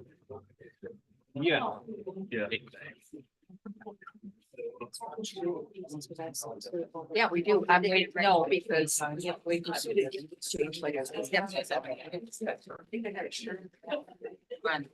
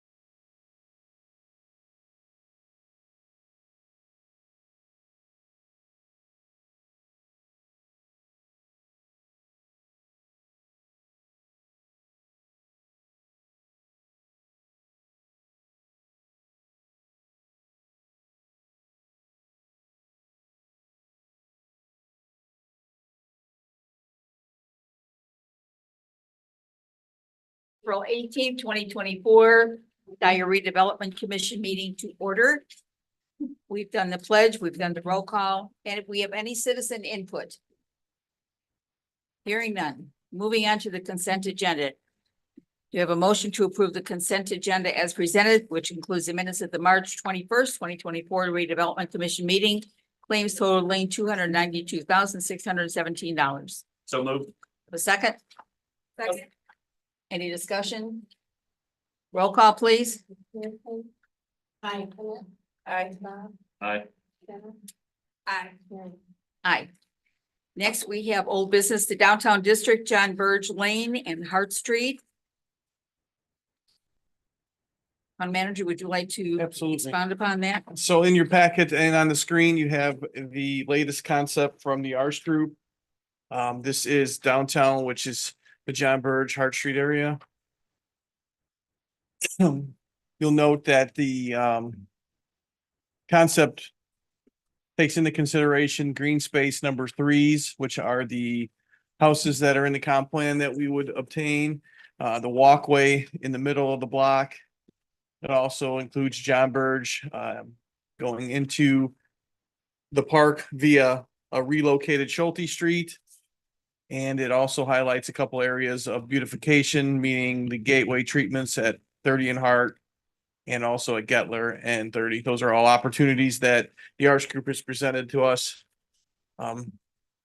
with the feedback that we gave them. Do we have any communication with Mr. Kaplan to make sure that he is aware of these changes? Yes, we've had a sit downs and explain to him the concepts that you had forwarded and that we had forwarded to Arsh. And he said that he was definitely on board with discussing these plans with us. It would enhance his commercial entrance a little bit, and then it would also benefit the town. And he said he was definitely on board with both of Good. those. Good. You need a motion to approve? Well, I mean, if you're going to adopt this plan, you know, and We're just presenting it. Okay, all right. If there's any, yep, no, I appreciate the aggressiveness. We're just presenting it as far as if there's any more feedback, we can go back to the Arts Group. And I think too, also, is the extension of John Burge. I think that's Yes. probably the most significant element of this. And I think that was one thing is to understand from the council any feedback as to whether there's an opposition to that. Because otherwise we can begin to take measures to start to put that in place. Yes. You know, I wonder if Nice Engineering can take a look at that intersection too, because in order to make a left-hand turn when you're moving onto Hart Street, it's awful. You know, I don't know whether we could do a traffic study or something just to make sure that that is going to be a safer route for us to take. I mean, Nice will be brought in obviously for the extension of Okay. John Burge, and we can include any of those elements as well. Okay. As long as the council is supportive of the extension of John Burge. And I think it's a fantastic idea, moving John Burge across. Takes care of a lot of the issues coming out of the town hall area. We also know that we've invested a lot of money in this area between the playground that's a few years old. We have the splash pad there. We now have the walking area for the 2-stage ditch. I think this is the next enhancement of that area. And I think if you look at the document in your hand, as Frank had just said, if we have support on the John Burge, let's move forward with that and get Nice's opinion, get everything set up for that Yeah. first phase so we can take a bite at this apple. The walkway that's located straight across from the police and fire department just happens to line up with the house that's later on in your packet. So that could be part of the first phase of raising that house and adding that walkway as we move forward each way. So I would say the next steps would definitely be getting Nice on board, just making sure that that works at that intersection, and also the acquiring of that house at the same time to enter that walkway. The rest of it's all like, I think, finished product once we start working and chipping away. Once Gettler Street's done, it's going to kind of be the next phase. But If the, And that has a good look to our comprehensive plan also. yes, But it's the safety for the employees It and is. residents getting out. It from is. The town hall, it's like a death trap there. and then if the RDC will be comfortable, I assume, Dave, right, to have these provide perhaps a design proposal for at least the first phase of these efforts for the extension of John Burge. and traffic perhaps for the next meeting.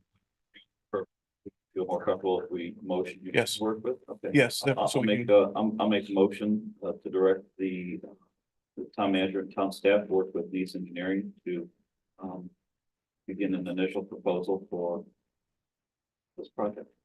Have a second? I'll second that. We have a motion and a second. Any discussion? Roll call, please. Aye. Aye. Aye. Aye. Aye. Next, we have the Park Department potential joint projects. We have a whole list of them. We'll let Parks Director Gerbic speak on the letter that's in your packet. So what I assembled for you is potential projects at Central Park, and as you know, that the park board wanted to do a couple extra things and they would like to use TIF funds, but obviously that's based on geographic locations, and Central Park is one of them. And here is a list of things. I can go over each one, or if you have any questions, however you would like me to proceed.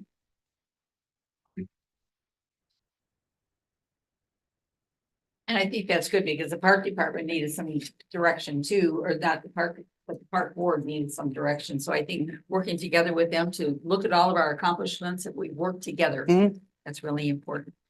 You don't need a motion for that, though, do you? No, this is just. Okay, just informational. Any questions?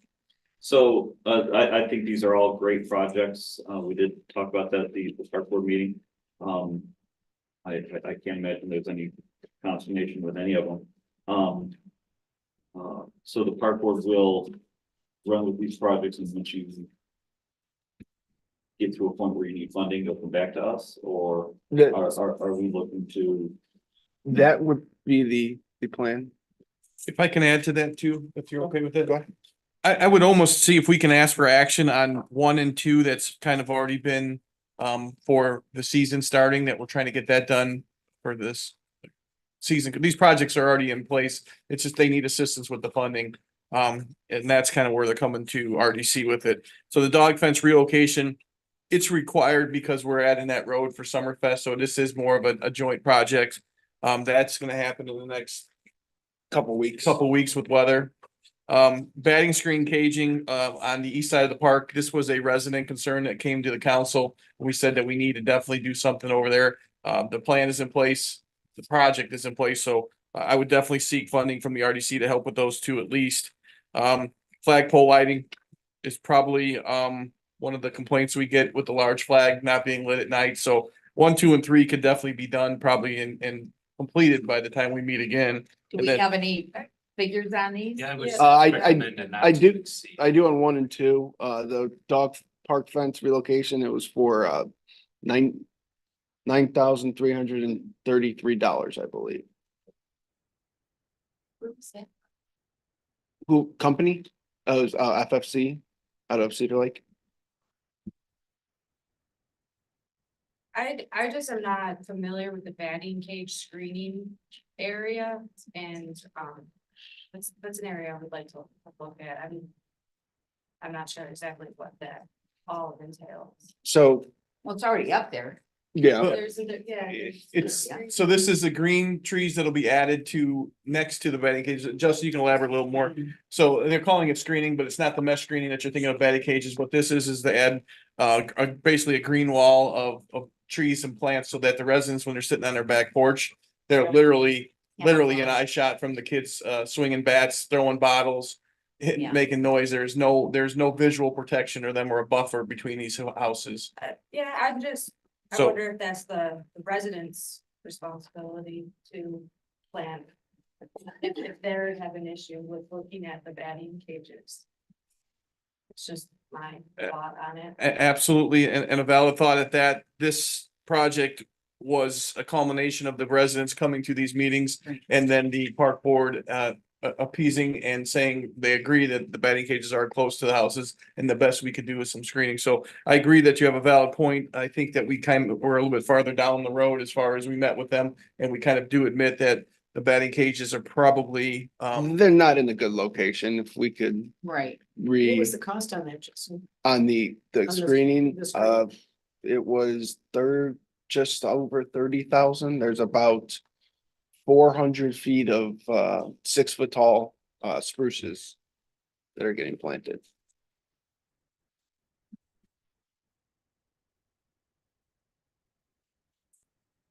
Any other discussion? Flagpole lighting, numbers, I didn't want to move forward with that until, because my plan is to have, I believe I described it in there, we're gonna have 4 pedestals and we're gonna get 4 strong spotlights. We have a lot of light pollution from the parking lot, and that was the problem last year when I tried to get light to Okay. that flag. so the consensus is that we need some numbers before we Absolutely. approve this. I just didn't want to move forward because this is a long list of projects. I didn't want to move forward with some of them until I got essentially your approval of your. One last question I have, before we.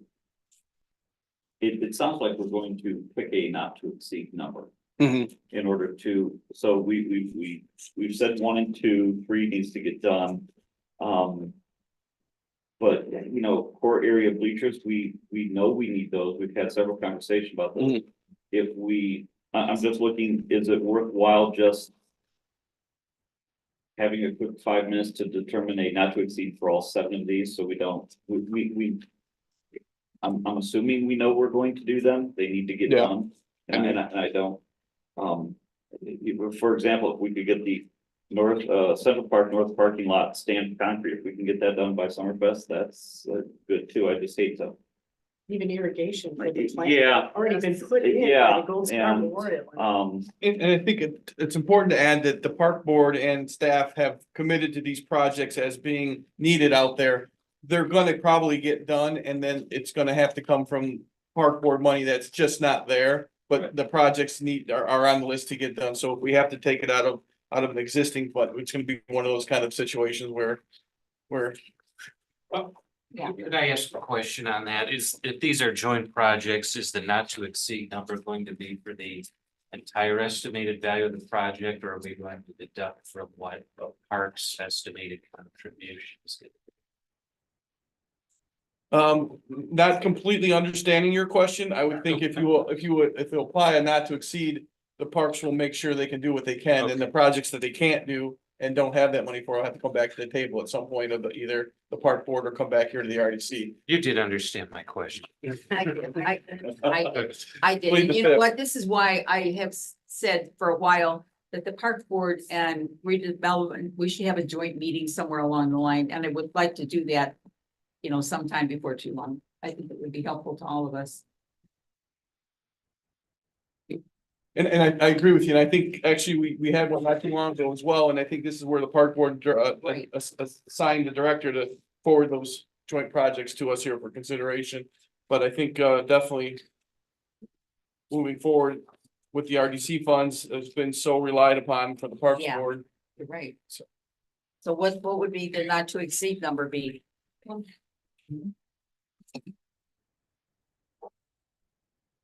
There are no estimates for this, no. Not for a lot of them, no.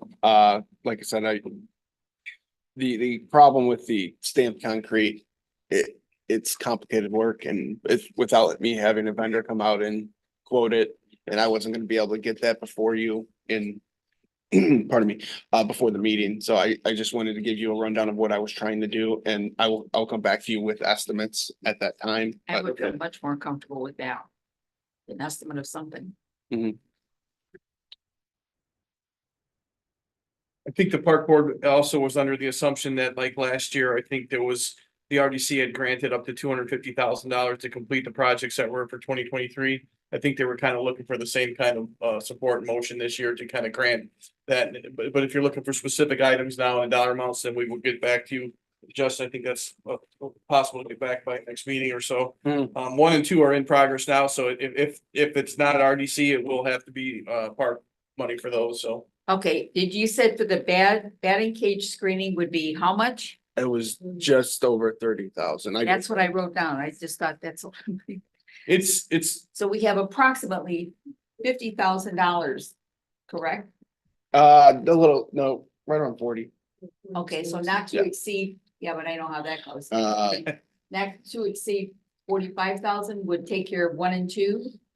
So we take care of 1 and 2, and then he can come back with the detailed invoice on 3, 4, 5, 6, and 7, if that's what you'd like. Yes. How many estimates did you get for 1 and 2? I'm just curious. I reached out to two, for one, it was 3 companies. I reached out for two companies on, for the second one, and one of them just stopped responding to me. And We you don't met all have- you don't have to statutory go to requirements for the bidding. You don't have to go to more than one if it's under 50, estimated. Well, then I will make a motion, a motion to for item number 1, dog park fence relocation, and item number 2, batting cage screening. To assist the park department in funding that project not to exceed $45,000. Do I have a second?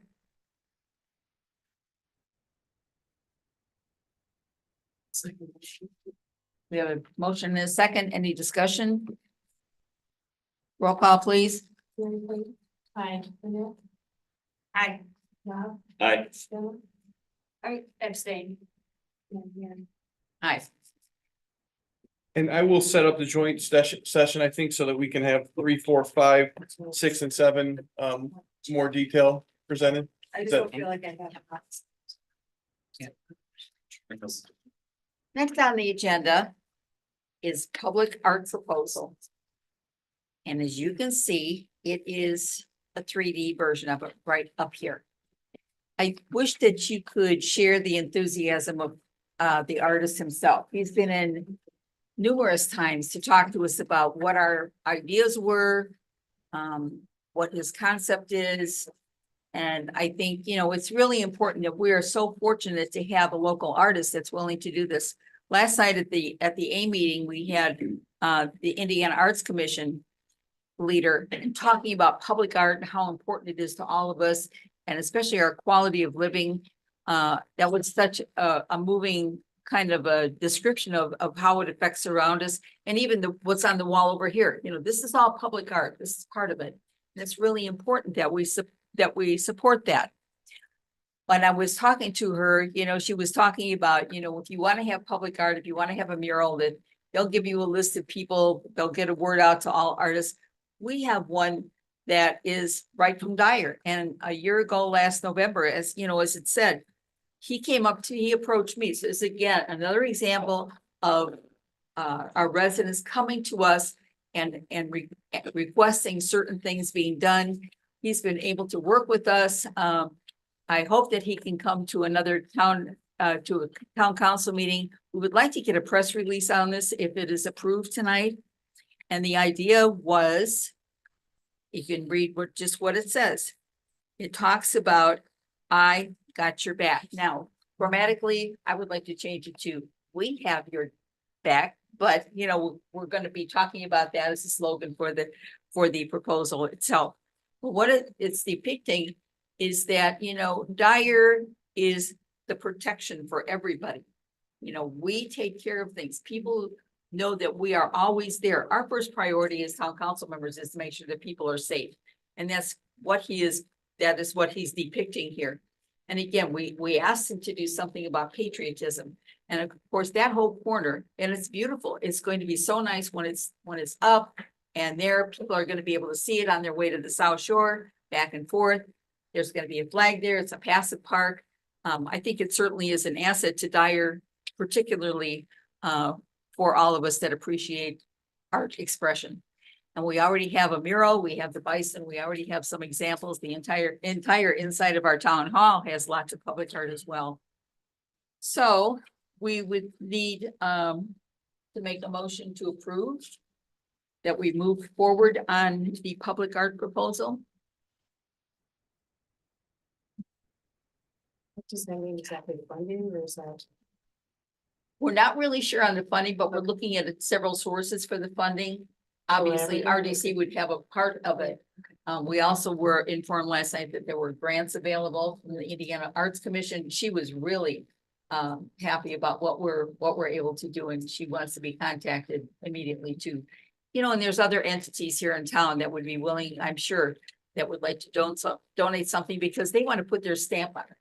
They want to be able to say, you know, we had a part in this, whether it's Franciscan or NIPSCO or anything else. So we're looking for those funding sources and we don't have a number yet. So we're gonna be looking at that as well. But what we'd like to do tonight is just get a, kind of a consensus of opinion on the public art project.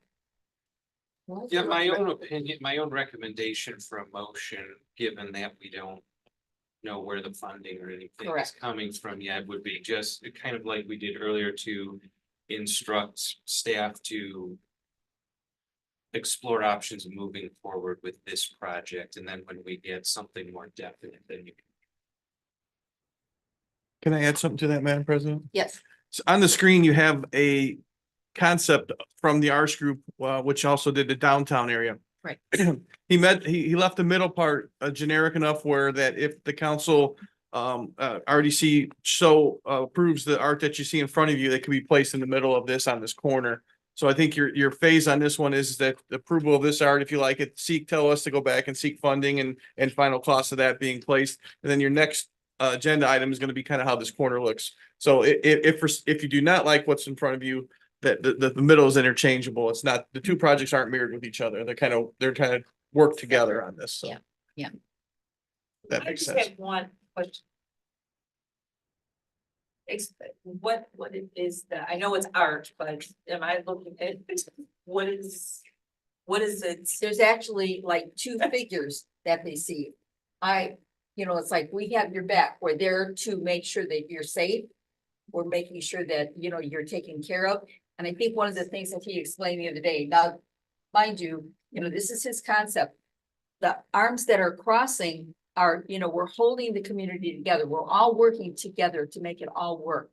At the top, you see a circle that's projecting here, that we are here to protect you. The town of Dyer is here to protect you. See, well, art is subjective to whoever is looking at it. When I look at it, I actually see the preamble to the Constitution. I don't see, I got your back. I see more of a we the people. I see more of a, like Jenna had said earlier, the collaboration that's happening when residents come in and they participate and they tell us what they want to see. Do you know what I mean? And then we in turn, work together with them. And the outcome is that. So I just see it as more of a we the people, collaboratively. Not that it has to be named that. I think I got your back or we got your back or however that is. Yes. But I see it much more collaboratively, not an us and them, more of a we. Yes. It definitely That's what that depicts, it definitely depicts more of a we, but I like that it doesn't have, it's not a sculpture of just one person. And it's interesting. You can look at it for a bunch of different reasons and that it's Dyer related. I like that. Anyway, that's just my thought. I thought I signaled at a previous RDC meeting and just I in general have just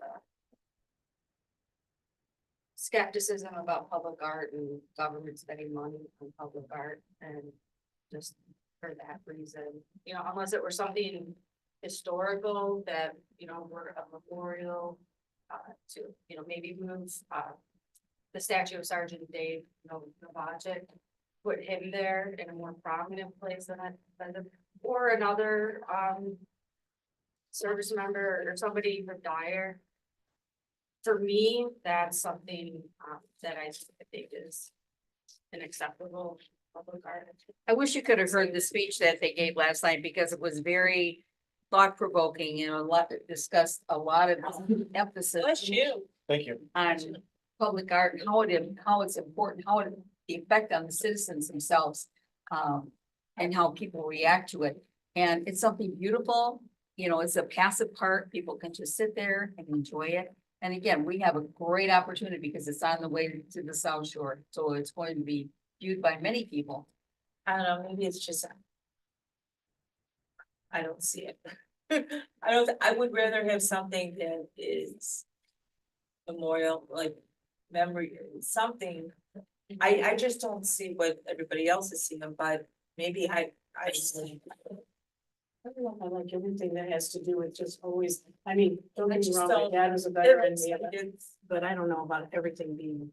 But I Or just just something something related related to to town, maybe with the Historic Preservation Society, if we reach out to them and see if there's, if they have any ideas about what So how much was this? How much was this? If a sculpture, what did he say this would be? We haven't.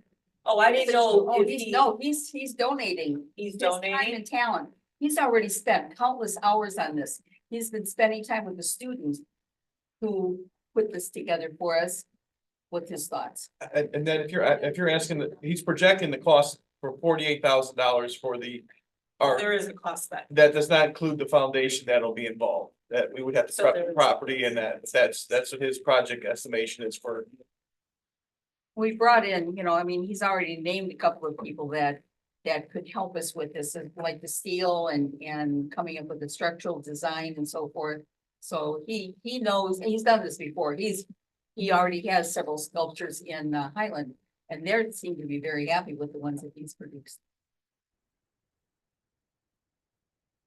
But again, if we go out and do the other thing, it's going to be very costly to do so. And here we have a resident artist that's willing to do this, but the consensus this evening, I mean, he really wants to know whether we should pursue this or not.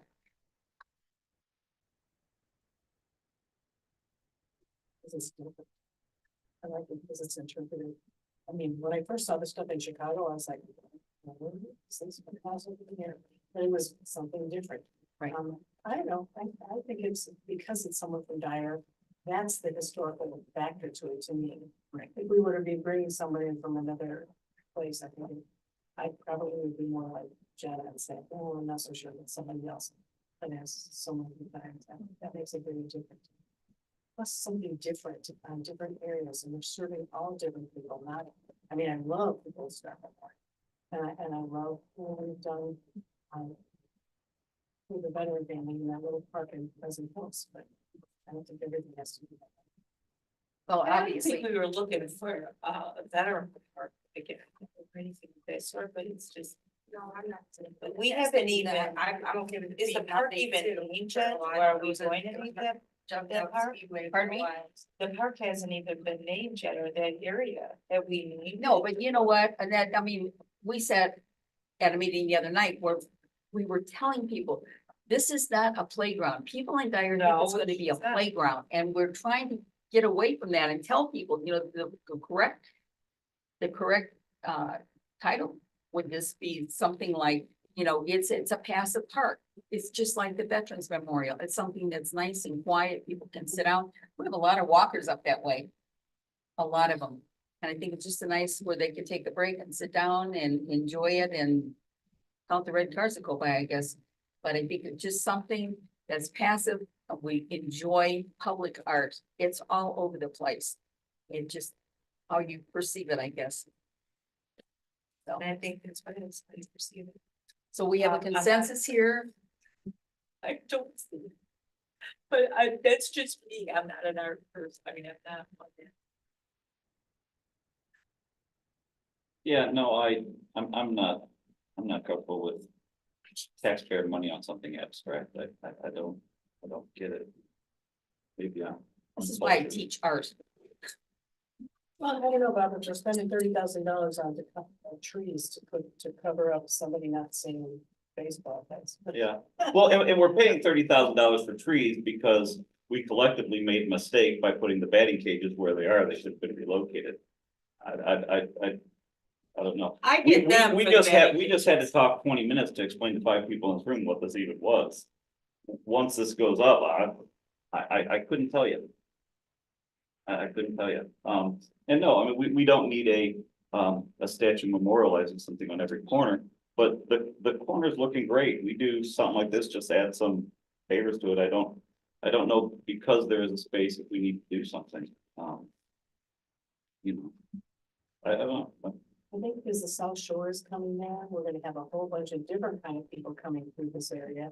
And I think it elevates us to not just hometown USA. Remember that art piece that's on, I don't even know if it's there still, on Columbia and Ridge Road in Munster? It's still there. It's been there for People used 70 to wonder what years. it was, and then as it, Yes. now it's just like history, but I would say, look, go for grant money and see what you can get money and bring it back.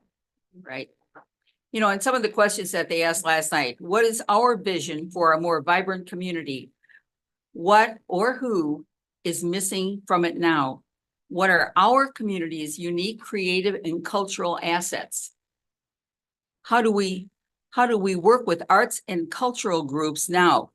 How do we consider them? Do we consider them partners? What are the opportunities and challenges my community is facing with the arts that could play a role in it? And I think, you know, for most people, you talk to people, they really would like to see more public art. The surrounding communities have it. And it is it's an important of part of What about? Dyer, I think. What about doing something to have, like this submissions from the public to You create? do, our- you are talking about something that's very expensive and he's willing to do it for free. But if that, I mean, if you want to go that route, you can. But it Go to actually the is Indiana Arts free, Commission. Right? Pardon me? There's gonna be a price to put this in. To put it together, yes. Right, But so it's he- not free. Right? But didn't she say last night that there was grants out there? She gave a Yeah. sheet out. Yeah, I think I have it I have a whole upstairs. list of grants. And she was very excited when I explained it to her. No, If you get the If grants. there was something else, it's maybe another one. Maybe I'm not an art. Legally, I would be more comfortable with soliciting submissions, because that's not to say there's not someone else out there who should donate, and the way this gives the impression is kind of like, hey, I have someone in my pocket that we wanna. He tried this 15 years ago, if you read the article. So, Yeah, really. I mean, if that's a consensus. I mean, we can tell that not interested. And somebody else can go out for submissions.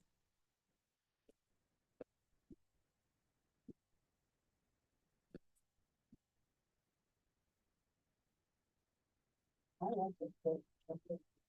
do too. I think this is one piece, it's not everything. And I think it's modern, I think it's, you know, I mean, I'm old, but I think it's nice to have something a little more modern and not just tulips all over on everything. I like what it represents in his story, what he wrote about it, but for me, it's, no. Well, I think we have a consensus. Tell Randy we're not interested. And Well, look out if you're for gonna tell submissions. that, I wanna have a motion, you should have a motion. Directly. I think lack of a motion for it would be that motion, wouldn't it, Adam? Well, and what I would say is, we never made a motion to get this far anyways. This was done in back rooms without the knowledge of the entire board. This is the first time I'm seeing this, and we know it'll be $100,000 by the time it's done. I think we don't need a motion because we never made a motion to get here in the first place. It wasn't done in the back room. This is the first time Town I'm seeing manager knew about it this is the the entire first time I'm time. seeing it. You are correct. We've had these, I saw a screen. we've heard rumors that, so there's at least a scribble out there. We've heard rumors that this has been going on for months, and my project here was to sit back and say, when are we actually gonna know about this $100,000 thing? And here it is, and now it's, oh, we're, you know, uncultured for not getting it. So I think I don't think we need a motion to tell them not to do it, because we never gave any authorization to do it. And I would suggest that if we're gonna do something like this in the future, we're all on the same page with it. That would be my recommendation. Okay. Moving on to the property acquisition on 2145 Hart Street. But before we move on, Madam President, Yes. did we want to have a motion on the design for the park itself? Exclusive of the. Yes. We can do it. Yeah, we kind of talked about the corner there. That's kind of a concept from what we got some feedback on, so we'll definitely take some input on what you're seeing there.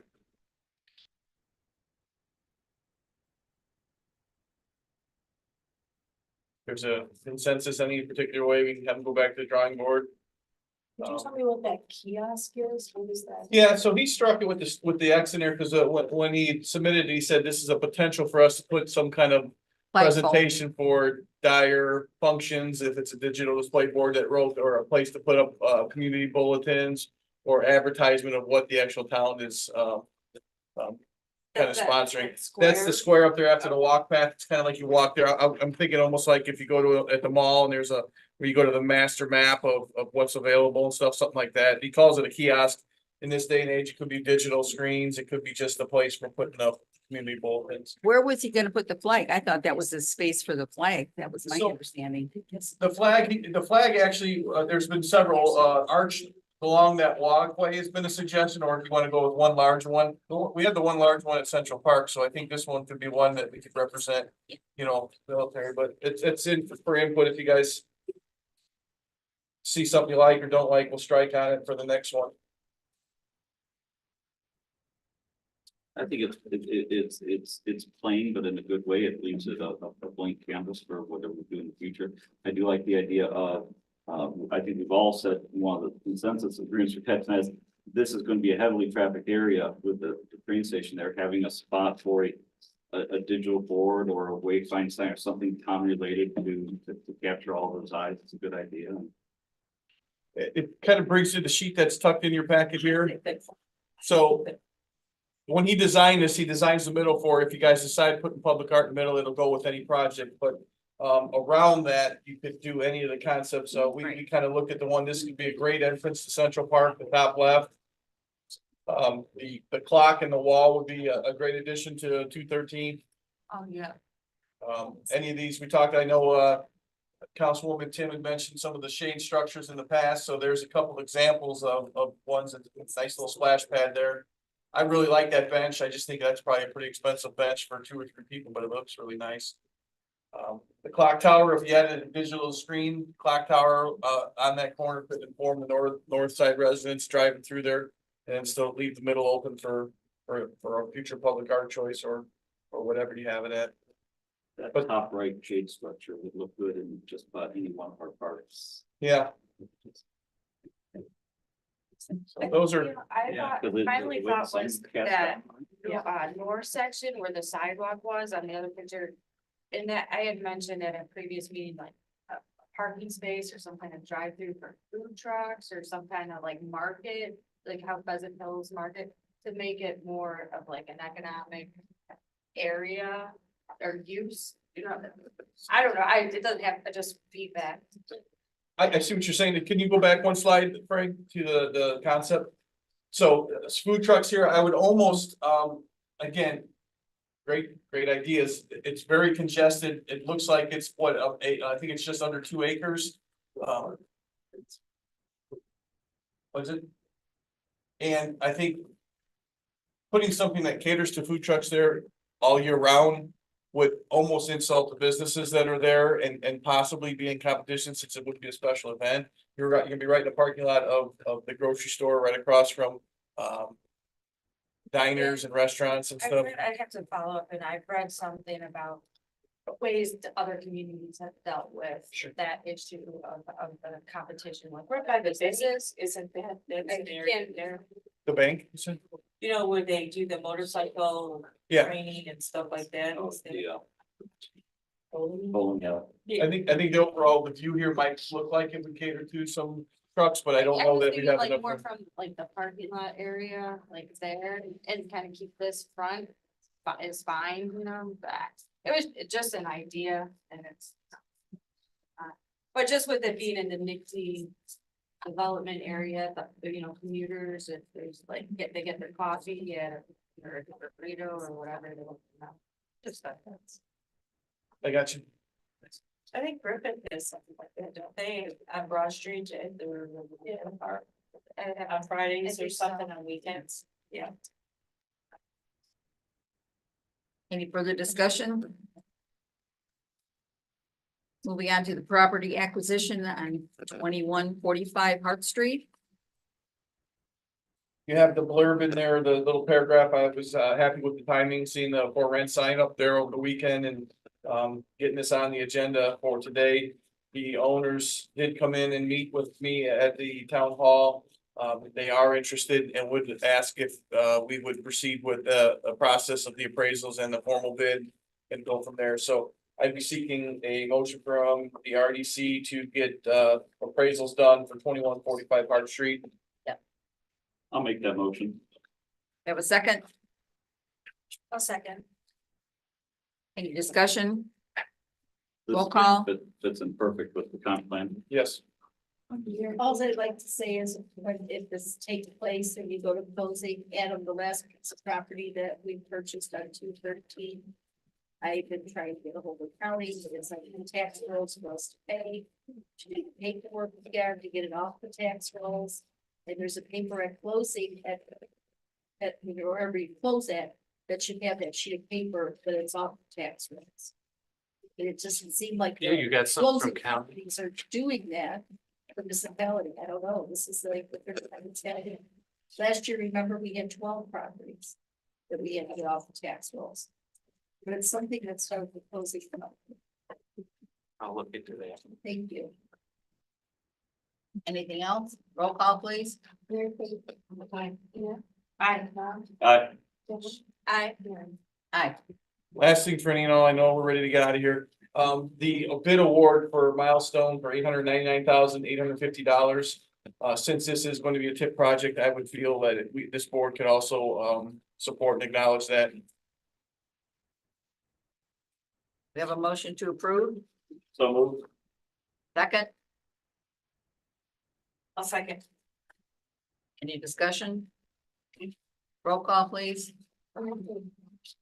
Aye. Aye. Aye. Aye. Any other business, any and all? Motion for adjournment, So moved. second, Second. all those in favor, voice vote? Aye. This is the docket.